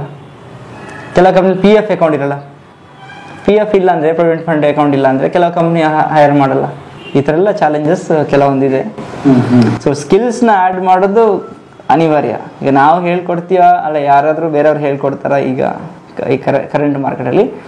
ಸೊ ಕಲಿಯೋರು ಸ್ಟೂಡೆಂಟ್ಸ್ ಇರ್ಬೋದು, ವರ್ಕಿಂಗ್ ಪ್ರೊಫೆಷನಲ್ ಯಾರೇ ಇರ್ಬೋದು, ಅವರು ಹೋಗಿ ಅದನ್ನು ತಿಳ್ಕೊಬೇಕಾಗಿದ್ರೆ ಫ್ಯಾಕ್ಟ್ ಚೆಕ್ ಮಾಡಬೇಕು. ಫ್ಯಾಕ್ಟ್ ಅಂದರೆ ಏನು ಕಲ್ತ್ಕೊಂಡ್ರೆ ನನಗೆ ಏನು ಆಪರ್ಚುನಿಟಿ ಸಿಗ್ಬೋದು, ಮತ್ತು ಎಷ್ಟು ಆರ್ಗನೈಸೇಷನ್ ಹೈರಿಂಗ್ ಮಾಡ್ತಿದ್ದಾರೆ, ಯಾವ ಪೊಸಿಷನ್ಗೆ, ಯಾವ ಥರ ಕೆಲಸದ್ದು ಓಪನಿಂಗ್ಸ್ ಇರುತ್ತಲ್ಲ ಅದರಲ್ಲಿ ಅದ್ರ ಪ್ರಕಾರ ನಾವು ಮ್ಯಾಚ್ ಮಾಡಬೇಕು. ನೋಡಿ ಇಷ್ಟು 50 ರಿಕ್ವೈರ್ಮೆಂಟ್ಸು 100 ರಿಕ್ವೈರ್ಮೆಂಟ್ಸು ಇದರಲ್ಲಿದೆ, ಆ ಟೆಕ್ನಾಲಜಿಗೆ ನಾವು ಗೈಡ್ ಮಾಡಬೇಕು. ಇವಾಗ ಏನಾಗ್ತದೆ ಅಂದರೆ ಒಂದೇ ಟೆಕ್ನಾಲಜಿಗೆ 1000 ಜನ ಟ್ರೈನ್ ಆಗಿರ್ತಾರೆ. ಅದೇನಾಗುತ್ತೆ, 1000 ಜನ ಇಲ್ಲೇ ಹೋಗಿ ಜಾವ ಅಂತ ಮಾಡ್ಬೋದು, .NET ಅಂತ ಮಾಡ್ಬೋದು, C++ ಮಾಡ್ಬೋದು, ಯಾವ್ದಾದ್ರು ಮಾಡಿದಾಗ ಅದೇನಾದ್ರು ಎಲ್ಲರೂ ಅದೇ ಮಾಡಿದಾಗ ನೆಕ್ಸ್ಟ್ ಅಲ್ಲೂ ಕಾಂಪಿಟೇಷನ್ ಆಗುತ್ತೆ, ಅವ್ರಿಗೆ ಜಾಬ್ ಪ್ಲೇಸ್ಮೆಂಟ್ ಆಗಲ್ಲ. ಅಥವಾ ಸಂಬಳಗಳು ತುಂಬ ಕಡಿಮೆ ಇರುತ್ತೆ, ಕಮ್ಮಿನೇ ಇರುತ್ತೆ. ಮತ್ತು ಅವ್ರ ಹೈರಿಂಗ್ ಈಗ 100 ಅಪ್ಲಿಕೇಶನಲ್ಲಿ ಒಂದು ಪ್ರೊಫೈಲ್ ಬೇಕಾಗುತ್ತೆ ಅವ್ರಿಗೆ, 1000ದಲ್ಲಿ ಒಂದು 10 ಜನ ತಗೊಳ್ತಾರೆ, ಆವಾಗ ಪ್ರಾಬ್ಲಮ್ ಆಗುತ್ತೆ.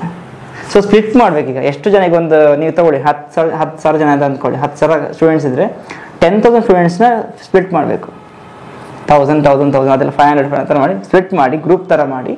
ಸೊ ಇವರಿಗೆ ಇಷ್ಟು ನಿಮ್ಗೆ ಯಾವ್ದು ಇಂಟ್ರೆಸ್ಟಿಂಗ್ ಇದೆ ನೀವು ಮಾಡಿ, ನೀವು ಈ ಥರ ಮಾಡಿ. ಆವಾಗ ಏನಾಗುತ್ತೆ, ಒಂದು 100 ಟೆಕ್ನಾಲಜಿ ಡಿಫ್ರೆಂಟ್ ಅದನ್ನು ಕಲಿತಾರೆ. ಸೊ ಅದಕ್ಕೆ ಬೇಕಾಗಿದ್ದಕ್ಕೆ ಜಾಬ್ಗೆ ಸೆಲೆಕ್ಟ್ ಆಗ್ತಾರೆ. ಈಗ ಎಷ್ಟೋ ಆರ್ಗನೈಸೇಷನ್, ನಾನು ಹೇಳ್ತಿದ್ದೀನಿ ಸ್ಕಿಲ್ಸ್ ಇಲ್ಲ ಅಂತೇಳಿ ಹೈರ್ ಮಾಡೋಕ್ಕಾಗ್ತಿಲ್ಲ, ಜಾಬ್ ಇದೆ. ಈಗ ನೀವು ಟೆಕ್ನಾಲಜಿ ತೊಗೊಂಡಾಗ ಸುಮಾರು ಟೆಕ್ನಾಲಜಿ ಇದೆ. ನೀವು ERPs ತೊಗೊಂಡ್ರೆ ತುಂಬ ERPs ಇದೆ ಕಂಪ್ನಿ. ಒರಾಕಲ್ ಫ್ಯೂಷನ್ ಅಂತಿದೆ, ಓಡು ಅಂತಿದೆ, ಝೋವಾ ಅಂತಿದೆ, SAP ಇದೆ, MS ಡೈನಾಮಿಕ್ಸ್ ಇದೆ, ಸುಮಾರಿದೆ ಸಿಕ್ಕಾಬಟ್ಟೆ.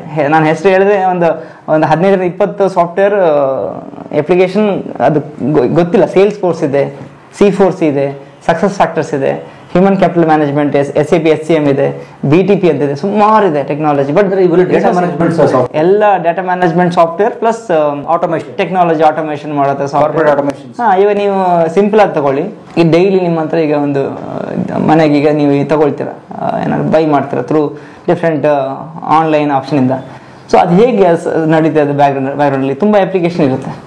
ಈಗ ಜೆಪ್ಟೋ ಅಂತ ತಗೊಳ್ಳಿ, ಇಲ್ಲಾಂದರೆ ಈ ಬ್ಲಿಂಕಿಟ್ ತಗೊಳ್ಳಿ, ಇಲ್ಲಾಂದರೆ ಅಮೆಝಾನ್ ತಗೊಳ್ಳಿ, ಯಾವ್ದು ತಗೊಳ್ಳಿ, ಸ್ವಿಗ್ಗಿ, ಏನಿದ್ರು ಅದರ ಹಿಂದೆ ಎಷ್ಟೊಂದು ಸಾಫ್ಟ್ವೇರ್ಸ್ ಇದೆ, ಡಾಟಾ ಮ್ಯಾನೇಜ್ಮೆಂಟ್. ಸೊ ಈಗ ಬಿಸ್ನೆಸ್ ಏನು ನಡೀತಿದೆ ಕರೆಂಟ್ಲಿ, ಆ ಬಿಸ್ನೆಸ್ಗೆ ಎಂಪ್ಲಾಯ್ಮೆಂಟ್ ತಗೊಳ್ತಾರೆ ತಾನೆ. ಹೌದು, ಅಷ್ಟೇ ಸೈಕಲ್ ಅಷ್ಟೇ. ಯಾವ ಬಿಸ್ನೆಸ್ಗೆ ನಡೀತದೆ ಒಂದು, ಈಗ ನೀವು ಬೆಂಗಳೂರು ಅಂತ ತಗೊಳ್ಳಿ, ಬೆಂಗಳೂರಲ್ಲಿ ತಗೊಂಡ್ರೆ ಎಷ್ಟು ಬಿಸ್ನೆಸ್ ನಡೀತದೆ ಬೆಂಗಳೂರಲ್ಲಿ ಟೋಟಲ್ ಆಗಿ? ಮ್ಯಾನುಫ್ಯಾಕ್ಚರಿಂಗ್ ಕಂಪ್ನಿ ಎಷ್ಟಿದೆ? ತುಂಬ ಕಡಿಮೆ ಇದೆ. ಅದೇ ಚೆನ್ನೈಯಲ್ಲಿ ಮ್ಯಾನುಫ್ಯಾಕ್ಚರಿಂಗ್ ಕಂಪ್ನಿ ಜಾಸ್ತಿ ಇದೆ. ಅದೇ ನೀವು ಪುಣೆ ಆ ಕಡೆ ಹೋದ್ರೆ ಅಲ್ಲೂ ಜಾಸ್ತಿ ಇದೆ. ಆಟೋಮೊಬೈಲ್ ಕಂಪನಿ ಎಲ್ಲ ಜಾಸ್ತಿ ಇದೆ ಅಲ್ಲಿ. ಸೊ ಗುಜರಾತ್ ತಗೊಂಡ್ರೆ ಅಲ್ಲಿ ಪವರ್ ಸಪ್ಲೈ ಇದೆಲ್ಲ ಜಾಸ್ತಿ ಇದೆ, ಆ ಥರ. ಸೊ ಎಲ್ಲ ಸ್ಟೇಟಲ್ಲಿ ಒಂದೊಂದು ಥರ ಬಿಸ್ನೆಸ್ ಸ್ಪೆಷಾಲಿಟಿ ಇದೆ. ಸೊ ಎಂಪ್ಲಾಯ್ಮೆಂಟ್ ಮಾಡೋಲ್ಲ ಅಷ್ಟೇ, ಈಗ ಜಾಬ್ ತಗೊಳ್ಳೋದು ಅಷ್ಟೇ, ಹೈರಿಂಗ್ ಮಾಡೋಲ್ಲ. ಆ ಏರಿಯಾದಲ್ಲಿ ಆ ಕಾಲೇಜಲ್ಲಿ ಅದಕ್ಕೆ ಬೇಕಾಗಿದ್ದು ಆ ಸೆಕ್ಟರ್ ಇದು ಎಜುಕೇಷನ್ ಸ್ಕಿಲ್ನ ಕೊಡಬೇಕು. ಈಗ ನೀವು ಒಬ್ಬರು ಗುಜರಾತಲ್ಲಿದ್ದರೆ ಓಕೆ, ಅವ್ರಿಗೆ ನಾವು ಬೆಂಗಳೂರಿಗೆ ಶಿಫ್ಟ್ ಮಾಡಿಸಿದ್ರೆ ಅದು ಬೆಂಗಳೂರಿನವ್ರಿಗೆ ಜಾಬ್ ಪ್ರಾಬ್ಲಮ್ ಆಗಿಬಿಡುತ್ತೆ. ಆ ಸ್ಟೇಟಲ್ಲಿ ಅವ್ರವ್ರಿಗೆ ಅಲ್ಲೇ ಎಂಪ್ಲಾಯ್ಮೆಂಟ್ ಕೊಡೋ ಥರ ಮಾಡಬೇಕಂದ್ರೆ ಅಲ್ಲಿಯವರು ಆ ಸ್ಕಿಲ್ಸ್ನ ಆ್ಯಡ್ ಮಾಡ್ತಾ ಹೋಗಬೇಕು.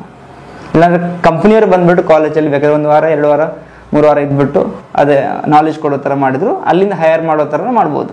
ಬಟ್ ಏನಾಗುತ್ತೆ, ಹೈರಿಂಗ್ ಪ್ರೊಸೆಸಲ್ಲಿ ಕಂಪ್ನಿ ಕೂಡ ಬಿಗ್ ಕಂಪ್ನಿಗೆ ಕಾಲೇಜಿಗೆ ಹೋಗ್ತಾರೆ ಹೈರಿಂಗ್ಗೆ, ಆಫ್ ಕ್ಯಾಂಪಸ್ಗೆ. ಸೊ ಬೇರೆ ಕಾಲೇಜೆಲ್ಲ ಹಾಗೆ ಉಳ್ಕೊಂಡ್ಬಿಡ್ತಾರೆ, ಆ ಕ್ಯಾಂಡಿಡೇಟ್ಸ್ ಹಂಗೆ ಬಿಡ್ತಾರೆ. ಸೊ ಅವ್ರಿಗೆ ಜಾಬ್ ಸಿಗುತ್ತೆ, ಬಟ್ ಸ್ಕಿಲ್ಸ್ ಇರಬೇಕಷ್ಟೇ. ಹೌದು, ಜಾಬ್ ಖಂಡಿತ. ಈಗ ತುಂಬ ಜನ ಈಗ ಬೇರೆ ಬೇರೆ ಕಾಲೇಜಲ್ಲಿ ಅವರು ಟಾಪ್ ರೇಟೆಡ್ ಕಾಲೇಜ್ ಇಲ್ಲ ಅಂದರು ತುಂಬ ಜನ ಜಾಬ್ ಪ್ಲೇಸ್ಮೆಂಟ್ ಆಗಿದ್ದಾರೆ ಸ್ಕಿಲ್ಸ್ ಆ್ಯಡ್ ಮಾಡಿದ್ಮೇಲೆ. ಈಗ ನಮ್ಮ ಹತ್ರ ಬಂದಾಗಲೂ ನಾನು ಈಗ BCom ಗ್ರಾಜುಯೇಟ್ ಇರೋದು, BCA, MCA, MBA, MCom, engineering graduates, ಎಲ್ಲ ಗ್ರಾಜುಯೇಟ್ಸ್ ನಮ್ಮ ಹತ್ರ ಬಂದಾಗ ನಾವು ಇರೋ ವಿಷಯ ಹೇಳ್ತೀವಿ. ಈಗ ಹೇಗಂದರೆ ಕೆಲವೊಂದು ಆರ್ಗನೈಸೇಷನಲ್ಲಿ BCom, BCA, BBA ಗ್ರಾಜುಯೇಟ್ಸ್ನ ಹೈರ್ ಮಾಡಲ್ಲ ಫಾರ್ ಸಚ್ ಪರ್ಟಿಕ್ಯುಲರ್ ರೋಲ್ಗೆ. ಓಕೆ, ಅದೇ ಯೂಸರ್ ಲೆವೆಲ್ ಜಾಬ್ ಇರುತ್ತೆ. ಈಗ ಒಂದು ಅಪ್ಲಿಕೇಶನಲ್ಲಿ ಹೋಗಿ ನೀವು ಪ್ರೊಸೆಸ್ನ ಎಂಟ್ರಿ ಮಾಡೋ ಥರ ಜಾಬ್ ಇರುತ್ತೆ, ಅದಕ್ಕೆ ಬೇಕಾದ ಥರ ನಾವು ಟ್ರೈನಿಂಗ್ ಕೊಡಬೇಕು. ಅದು ಬಿಟ್ಟರೆ ನೀವು ಬೇರೆ ಎಕ್ಸ್ಟ್ರಾ ಅವ್ರಿಗೆ ಟ್ರೈನಿಂಗ್ ಕೊಟ್ಬಿಟ್ಟು ಕನ್ಸಲ್ಟಿಂಗ್ ದುಡ್ಡು ತೊಗೊಂಡ್ರೆ ಅವರಿಗೆ ಆ ಟೆಕ್ನಾಲಜಿಲಿ ಆಫರೇ ಆಗಲ್ಲ. ಬಟ್ ಅದಕ್ಕೆ ಕಾಯ್ತಾ ಇರ್ತಾರೆ ಅವ್ರು, ಆಗುತ್ತೆ ಅಂತ. ಬಟ್ ಅದನ್ನು ಟ್ರೈನಿಂಗ್ ಆರ್ಗನೈಸೇಷನ್ ಕೂಡ ಹೇಳಲ್ಲ. ಅವ್ರಿಗೆ ಏನೋ ಹೇಳಿದರೆ ಅವ್ರು ನಾಳೆ ಇದನ್ನು ತಗೊಳ್ಳಲ್ಲ. ಸೊ ಏನು ಹೇಳ್ತಾರೆ, ಪ್ರೆಷರ್ ಹಾಕ್ಬಿಟ್ಟು ಸೇಲ್ ಆಗಬೇಕಂತ ಕೆಲವು ಸಲ ಟೆಕ್ನಾಲಜಿ ಟ್ರೈನಿಂಗ್ನ ಪುಷ್ ಮಾಡ್ತಾರೆ. ಎಲ್ಲರಿಗೂ ಸೇಮ್ ಆ ಟೆಕ್ನಾಲಜಿಗ ಬೂಮಿಂಗ್ ಇದ್ದರೆ ಎಲ್ರಿಗೂ ಅದನ್ನೇ ಮಾಡಿಬಿಡುತ್ತೆ. ಆ ಥರ ಮಾಡಿದಾಗ ಏನಾಗುತ್ತೆ, ಮತ್ತೆ ಅಲ್ಲಿ ಮೊನೋಪಲಿ ಎಲ್ಲರೂ ಸೇಮ್ ಟೆಕ್ನಾಲಜಿ ಕಲಿತಾ ಇದ್ರೆ ಪ್ರಾಬ್ಲಮ್ ಆಗ್ಬಿಡುತ್ತೆ. ಅವಾಗ ಸಪ್ಲೈ ಜಾಸ್ತಿ ಇರುತ್ತೆ, ಡಿಮಾಂಡ್ ಕಡಿಮೆ. ಎಕ್ಸಾಕ್ಟ್ಲಿ, ಸಪ್ಲೈ ಜಾಸ್ತಿ ಆಗುತ್ತೆ, ಡಿಮಾಂಡ್ ಕಮ್ಮಿ ಆದಾಗ ಅದು ಎಲ್ಲ ಕಡೆ ಆವಾಗ ಇದಾಗುತ್ತೆ, ಪ್ರಾಬ್ಲಮ್ ಜಾಸ್ತಿ ಕ್ರಿಯೇಟ್ ಆಗುತ್ತೆ. ಮತ್ತು ಈಗದ್ದು ಇದರಲ್ಲಿ ತುಂಬ ಜನ ನೆಗೆಟಿವ್ ಆಗಿದ್ದಾರೆ, ಸ್ಟೂಡೆಂಟ್ಸ್ ಇರ್ಬೋದು, ವರ್ಕಿಂಗ್ ಪ್ರೊಫೆಷನಲ್ಸ್. ಯಾಕಂದರೆ ಎಲ್ಲನೂ ಆನ್ಲೈನಲ್ಲಿ ಬಂದಿದೆ, ಟೆಕ್ನಾಲಜಿ, ಇ ಲರ್ನಿಂಗ್, ಟೆಕ್ ಆ ಥರ ಬಂದು ಸೊ ಯಾರು ರಿಯಲ್ ಯಾರು ಫೇಕ್ ಫೈಂಡ್ ಮಾಡೋದು ತುಂಬ ಕಷ್ಟ ಆಗ್ಬಿಡುತ್ತೆ. ಈಗ ಒಂದು ಕಡೆ ಹೋಗಿ ಅವರು ಜಾಯ್ನ್ ಆಗಿರ್ತಾರೆ, ಅಲ್ಲಿ ಒಂದು 20,000-30,000 ಕಟ್ಟಿರ್ತಾರೆ, ವಿದಿನ್ ಎ ಮಂತ್ ಆ ಕಂಪ್ನಿ ಕ್ಲೋಸ್ ಆಗಿರುತ್ತೆ. ಒಂದೊಂದು ತಿಂಗಳು 2 ತಿಂಗಳಲ್ಲಿ ಅವ್ರು ಬೂಸ್ಟ್ ಮಾಡಿ ಏನೋ ಒಂದು ಫೇಮಸ್ ಥರ ಮಾಡಿ ತೋರಿಸಿರ್ತಾರೆ.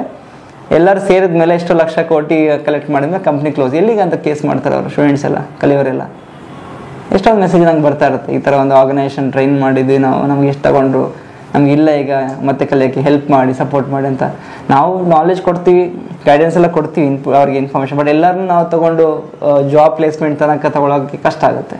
ಸೊ ಮತ್ತು ಇಂಡಿಯಾದೆಲ್ಲ ಹೇಗಂದರೆ ಎಲ್ಲ ಸ್ಟೂಡೆಂಟ್ಸ್ ಒಂದು ಚೇಂಜ್ ಮಾಡಬೇಕಂದ್ರೆ ಜಾಬ್ ಅಂತ ಅವರು ಬರ್ತಾರೆ, ಅದು ಬರಬಾರ್ದು. ಎಕ್ಸ್ಪೀರಿಯನ್ಸ್ ಕೊಡಿ ಅಂತ ಬರಬೇಕು. ಜಾಬ್ ಕೊಡಿ ಅಂತ ಹೇಳಿ ವೀಕ್ನೆಸ್ ಅಲ್ಲೇ ಇಟ್ಕೊಂಡ್ಬಿಡ್ತಾರೆ, ಅಲ್ಲೇ ಕನ್ವರ್ಟ್ ಮಾಡ್ತಾರೆ ಸೇಲ್ಸ್ನ. ಅರ್ಥ ಆಗ್ತಿದ್ದೀರಾ? ಗೊತ್ತಾಯ್ತು. ಎಕ್ಸ್ಪೀರಿಯನ್ಸ್ ಕೊಡಿ ಅಂತ ಹೇಳಬೇಕು. ಈಗ ಯಾವುದೇ ಒಂದು ಟ್ರೈನಿಂಗ್ ಸ್ಕಿಲ್ಸ್ ಕೊಡೋರಿಗೆ ಎಕ್ಸ್ಪೀರಿಯನ್ಸ್ ಕೊಡಿ, ನನಗೆ ಜಾಬ್ ನಾನು ಹುಡ್ಕೊಳ್ತೀನಿ ಇಷ್ಟು ಹೇಳಿದರೆ ಸಾಕು. ಈಗ ರಿಯಲ್ ಇರೋ ಕಂಪನಿ ಇರ್ತಾರೆ, ಟ್ರೈನಿಂಗ್ ಆರ್ಗನೈಸೇಷನ್, ಅವರು ಅವ್ರಿಗೆ ಕರೆಕ್ಟಾಗಿ ಇನ್ಫಾರ್ಮೇಷನ್ ಕೊಡ್ತಾರೆ. ಅವ್ರು ಜಾಬ್ ಕೊಡೋಕೆ ಆಗಲ್ಲ ಅಂತ ಹೇಳಿದ ತಕ್ಷಣ ಅವ್ರು ಹೋಗ್ಬಿಟ್ಟಿರ್ತಾರೆ. ಸೊ ಆಕ್ಚುಲಿ ಒಬ್ಬ ಕ್ಯಾಂಡಿಡೇಟ್ ಅದನ್ನ ಎಕ್ಸ್ಪೀರಿಯನ್ಸ್ ಹುಡುಕ್ಬೇಕು. ಎಕ್ಸ್ಪೀರಿಯನ್ಸ್ ಹುಡುಕ್ಬೇಕು. ಸೊ ಅದೇ ಅವ್ನ ನಾಲೆಡ್ಜ್ ಗೈನ್ ಆಗಿಬಿಡುತ್ತೆ. ಹೌದು. ಈಗ ಗ್ಲೋಬಲಿ ನೀವು ನೋಡಿ, ಈಗ ನಾಲೆಡ್ಜ್ ಗೈನ್ ಮಾಡಿದ್ರೆ ಯಾವ ಕಂಪ್ನಿ ಕೂಡ ಹೈರ್ ಮಾಡ್ತಾರೆ, ನಾವೇ ಹೇಳ್ಬೇಕಂತಿಲ್ಲ. ಈ ಥರ ಕಂಪ್ನಿ ನಿಮ್ಮನ್ನು ಹೈರ್ ಮಾಡ್ತಾರೆ, ಅದು ಲಿಮಿಟೆಡ್ ಆಗಿಬಿಡುತ್ತೆ. ನೀವು ಎಕ್ಸ್ಪೀರಿಯನ್ಸ್ ಹುಡುಕಿದ್ರೆ, ನಾಲೆಜ್ ತೊಗೊಂಡ್ರೆ, ನಾಳೆ 50 100 ಕಂಪ್ನಿಗೆ ಹೋಗು ನೀವು ಕೆಲಸ ಮಾಡೋಷ್ಟು ಆಪ್ಷನ್ ಇರುತ್ತೆ. ಸಿಂಪಲ್ ಆಚೆ. ನಿಂಗೆ ಸ್ವಿಮ್ಮಿಂಗ್ ಬಂದರೆ, ಚೆನ್ನಾಗಿ ಸ್ವಿಮ್ಮಿಂಗ್ ಬರೆದ್ರೆ ಎಲ್ಲಿ ಬೇಕಾದ್ರೆ ಇಜ್ಬೋದು. ಹೌದು. ನಾನು ಸ್ವಿಮ್ಮಿಂಗ್ ಕಲಿಸಿ ನೋಡಿ ಅಲ್ಲೇ ಬಿಡು ಅಂತ ಯಾಕೆ ಹೇಳ್ಬೇಕು? If you know swimming can swim anyway.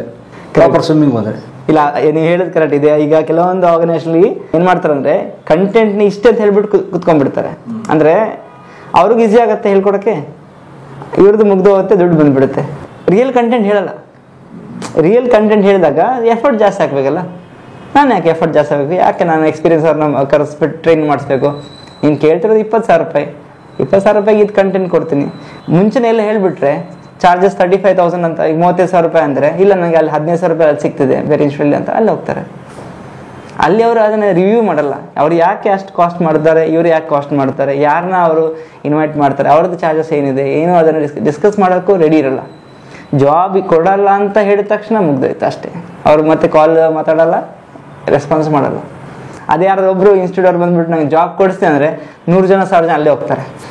ಮತ್ತು ಗ್ರೂಪಲ್ಲಿ ಹೋಗ್ತಾರೆ, ಅದು ಪ್ರಾಬ್ಲಮ್.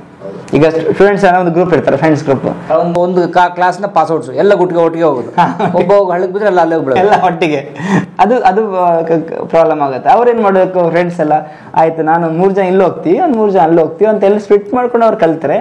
ಅಟ್ಲೀಸ್ಟ್ ಇಂಟರ್ನಲ್ಲಿ ಅವ್ರು ಅದನ್ನು ಶೇರ್ ಮಾಡ್ಕೋಬೋದಲ್ಲ. ನಾನು ಇದನ್ನು ಕಲ್ತ್ಕೊಂಡೆ ಮಾರೆ, ನೀನು ಇದು ಕಲ್ತ್ಕೊಂಡೆ, ಸರಿ ನಾವು ಕುತ್ಕೊಂಡು ಕಲಿಯುವ. ನೀನು ಅಲ್ಲಿ ಇನ್ವೆಸ್ಟ್ ಮಾಡಿದ್ದು, ನಾನು ಇನ್ವೆಸ್ಟ್ ಮಾಡಿದ್ದೀನಿ, ಬಟ್ ನಂಗೆ ಡಿಫ್ರೆನ್ಸ್ ಕಾಣಿದೆ ಇಲ್ಲಿ ಇದರಲ್ಲಿ. ಕುತ್ಕೊಂಡು ನಾವು ಬೇಕಾದ್ರೆ ಇದನ್ನ ಇಂಟ್ರಾಕ್ಟ್ ಮಾಡಿ ಶೇರ್ ಮಾಡುವ. ಆಯ್ತು, ನಾನು ದುಡ್ಡು ಹೋಗಿದ್ದು ಹೋಯ್ತು, ಬಟ್ ನೀನು ದುಡ್ಡು ಹಾಕಿದ್ದೀಗ ನಾಲೆಜ್ ಬಂದಿದೆಯಲ್ಲ, ಸರಿ ಅಂತ ಹೇಳಿ ಅವ್ರು ಸ್ಪ್ಲಿಟ್ ಮಾಡಿ ಹೋದರೆ, ಬೇರೆ ಬೇರೆ ಟ್ರೈನಿಂಗ್ ಕಡೆ ಸ್ಕಿಲ್ಸ್ ಅಪ್ಡೇಟ್ ಮಾಡ್ತಾ ಹೋದರೆ ಅವ್ರಿಗೇನಾಗುತ್ತೆ, ಅಟ್ಲೀಸ್ಟ್ ಒಂದಿಷ್ಟು ಜನ ಜಾಬ್ಗೆ ಸಿಗೋ ಥರ ಆಗುತ್ತೆ. ಅವ್ರನ್ನ ನೋಡಿ ಇವರು ಮೋಟಿವೇಶನ್ ಆಗ್ತಾರೆ. 100 ಜನನೂ ಒಂದೇ ಕಡೆ ಹೋದರೆ 100 ಜನ ಜಾಬ್ ಆಗಿಲ್ಲ ಅಂದರು ಎಲ್ಲರೂ ನೆಗೆಟಿವ್. ಮೋಟಿವೇಶನ್ ಮಾಡೋರಿಲ್ಲ. ಈಗ ಪ್ರಾಪರ್ ಗೈಡೆನ್ಸ್ ಮಾಡೋರಿಲ್ಲ, ಮೋಟಿವೇಶನ್ ಮಾಡೋರಿಲ್ಲ. ಎಲ್ಲ ಈಗ ದುಡ್ಡಾಗೋಯ್ತು, ಕಾಲೇಜ್ಗಳು ದುಡ್ಡು ಮಾಡಬೇಕು, ಮುಗಿಸ್ಬೇಕು, ಫಿನಿಶ್ ಮಾಡಬೇಕು, ಎಜುಕೇಷನ್ ಮುಗಿಸ್ಬೇಕು. ಆಮೇಲೆ ಹಾಗೆ ಪೇರೆಂಟ್ಸ್ ಕಡೆಯಿಂದನೂ ಆ ಥರ ಪ್ರೆಷರ್ ಇರುತ್ತೆ. ಈಗ ನಾನು ಒಂದು ಸ್ವಲ್ಪ ಸ್ಟೂಡೆಂಟ್ಸ್ಗೆ ಮಾತಾಡಿದರೆ, ಇಲ್ಲ ಸರ್ ನನಗೊಂದು ತಿಂಗಳಿಗೆ 50,000 ಬಂದರೆ ಮಾತ್ರ ನಾನು ಜಾಬ್ ಮಾಡ್ತೀನಿ, ಮಾಡಲ್ಲ ಅಂತ ಹೇಳ್ತೀನಿ. 25,000 ಸಂಬಳದ್ದು ಆಫರ್ ಕೊಟ್ಟರು, ಆಪರ್ಚುನಿಟಿ ಕೊಟ್ಟರು, ಇಲ್ಲ ನನಗೆ ಮಿನಿಮಮ್ 50,000 ಬೇಕು. ನಾನೀಗ ಶಿಫ್ಟ್ ಆದರೆ ಒಂದು ಬೆಂಗಳೂರಲ್ಲಿ 15,000 ಖರ್ಚಿದೆ, ನನಗೆ ಕಡಿಮೆ ಎಕ್ಸ್ಪೆನ್ಸಲ್ಲಿ ಇರಬೇಕು, ಪ್ಲ್ಯಾನ್ ಮಾಡೋಕ್ಕಿಲ್ಲ, ನಾನು ರಾಯಲ್ ಆಗಿರ್ಬೇಕು, ನನಗೆ ಸ್ಪೆಂಡ್ ಮಾಡ್ಬೇಕು. ನಾನು ಫಸ್ಟಿಗೆ ಬಂದಾಗಿಲ್ಲ 2011ರಲ್ಲಿ ತಮ್ಮ ಇಲ್ಲಿ ಬಂದಿದ್ದು ಮುಂಚೆ ಜಾಬ್ಗೆ ಬೆಂಗಳೂರಿಗೆ. ಸೊ ಅವನ ರೂಮಲ್ಲಿ ಆಲ್ರೆಡಿ 8 ಜನ ಫ್ರೆಂಡ್ಸ್ ಒಂದೇ ಸ್ಮಾಲ್ ರೂಮಲ್ಲಿ, ಅವರು ಸರ್ವಿಸಸ್ ಅಲ್ಲಿದ್ರು, ಏರ್ ಕಂಡೀಷನಿಂಗ್ AC ಅಲ್ಲೆಲ್ಲ. ಸೊ ನನ್ನ ಫ್ರೆಂಡ್ ಬಂದಾಗ ನಾವು ಅಲ್ಲೇ ಇದ್ವಿ 1.5 ವರ್ಷ 2 ವರ್ಷ. ಯಾಕಂದರೆ ಇನಿಷಿಯಲಿ Adjust ಮಾಡ್ಕೋಬೇಕಲ್ಲ. ಅಡ್ಜಸ್ಟ್ ಮಾಡ್ಬೇಕಲ್ಲ, ಖರ್ಚು So, ಜಾಸ್ತಿ. ಅಲ್ಲಿ ರೂಮ್ ಒಂದು ಸಣ್ಣ ರೂಮ್ ಅಂದ್ರೆ ಹೀಗೆ ಎಲ್ಲ ಇಲ್ಲಿ ಮಲ್ಕೊಳ್ಳೋದು 8 ಜನ, ನಾವು ಒಂದು ಇಲ್ಲಿ ಇಬ್ರು ಅಕ್ಕ ಮಲ್ಕೊಳ್ಳೋದು. ಅಕ್ಕ ಮಲ್ಕೊಂಡು ಅಡ್ಜಸ್ಟ್ ಮಾಡಿದ್ವಿ ಅವಾಗೆಲ್ಲ ಚಾಲೆಂಜ್ ಬರುವಾಗ ಇರೋ ಟೈಮಲ್ಲಿ. ಇವಾಗ ಏನಾಗಿದೆ ಎಲ್ಲರೂ ಲಕ್ಸುರಿ ನೋಡ್ತಾರೆ. ನಾನು ಬೆಂಗಳೂರು ಬಂದ ತಕ್ಷಣ ಆರಾಮಾಗಿರ್ಬೇಕು, ಈ ಕಡೆ ಖರ್ಚು ಮಾಡ್ಬೇಕು. ಹಾ, ಮತ್ತೆ ಸ್ಟೇ ಕೂಡ ಒಬ್ಬನೇ ಸಿಂಗಲ್ ರೂಮ್ ಇರ್ಬೇಕು ನನಗೆ. ಇಲ್ಲ ಪಿ ಜಿಲಿದ್ರೆ ಎಲ್ಲಾನು ಫುಡ್ ಅವರೇ ಎಲ್ಲ ಕೊಡಬೇಕು, ಅದೇ 25,000 rupees ಕೊಟ್ಬಿಟ್ಟು ನಾ ಇರಬೇಕು ಅಂತ ಈ ತರ ಲೈಫ್ ಸ್ಟೈಲ್. ಸೊ ಒಂದು ಲಾಂಗ್ ಟರ್ಮ್ ವಿಷನ್ ಇಟ್ಕೊಂಡು ಒಂದು ನಾಲೆಡ್ಜ್ ಗೈನ್ ಮಾಡ್ಕೊಂಡು ಒಂದು ದೊಡ್ಡ ಹಂತಕ್ಕೆ ಹೋಗ್ಬೇಕು. ಪ್ರಾರಂಭದಲ್ಲಿ ತ್ಯಾಗ, ಒಂದು ಸಣ್ಣ ಸ್ಯಾಕ್ರಿಫೈಸು ಅದಕ್ಕೆ ರೆಡಿ ಇಲ್ಲ. ಇಲ್ಲ, ಇವಾಗ ಅದರಲ್ಲಿ 10ರಲ್ಲಿ ಒಂದು 2-3 ಜನ ನಾವು ನೋಡ್ಬೋದು ಆ ಥರ ರೆಡಿ ಇರ್ತಾರೆ. ಮೆಜಾರಿಟಿ ಸುಖಲೋಲುಪತೆ.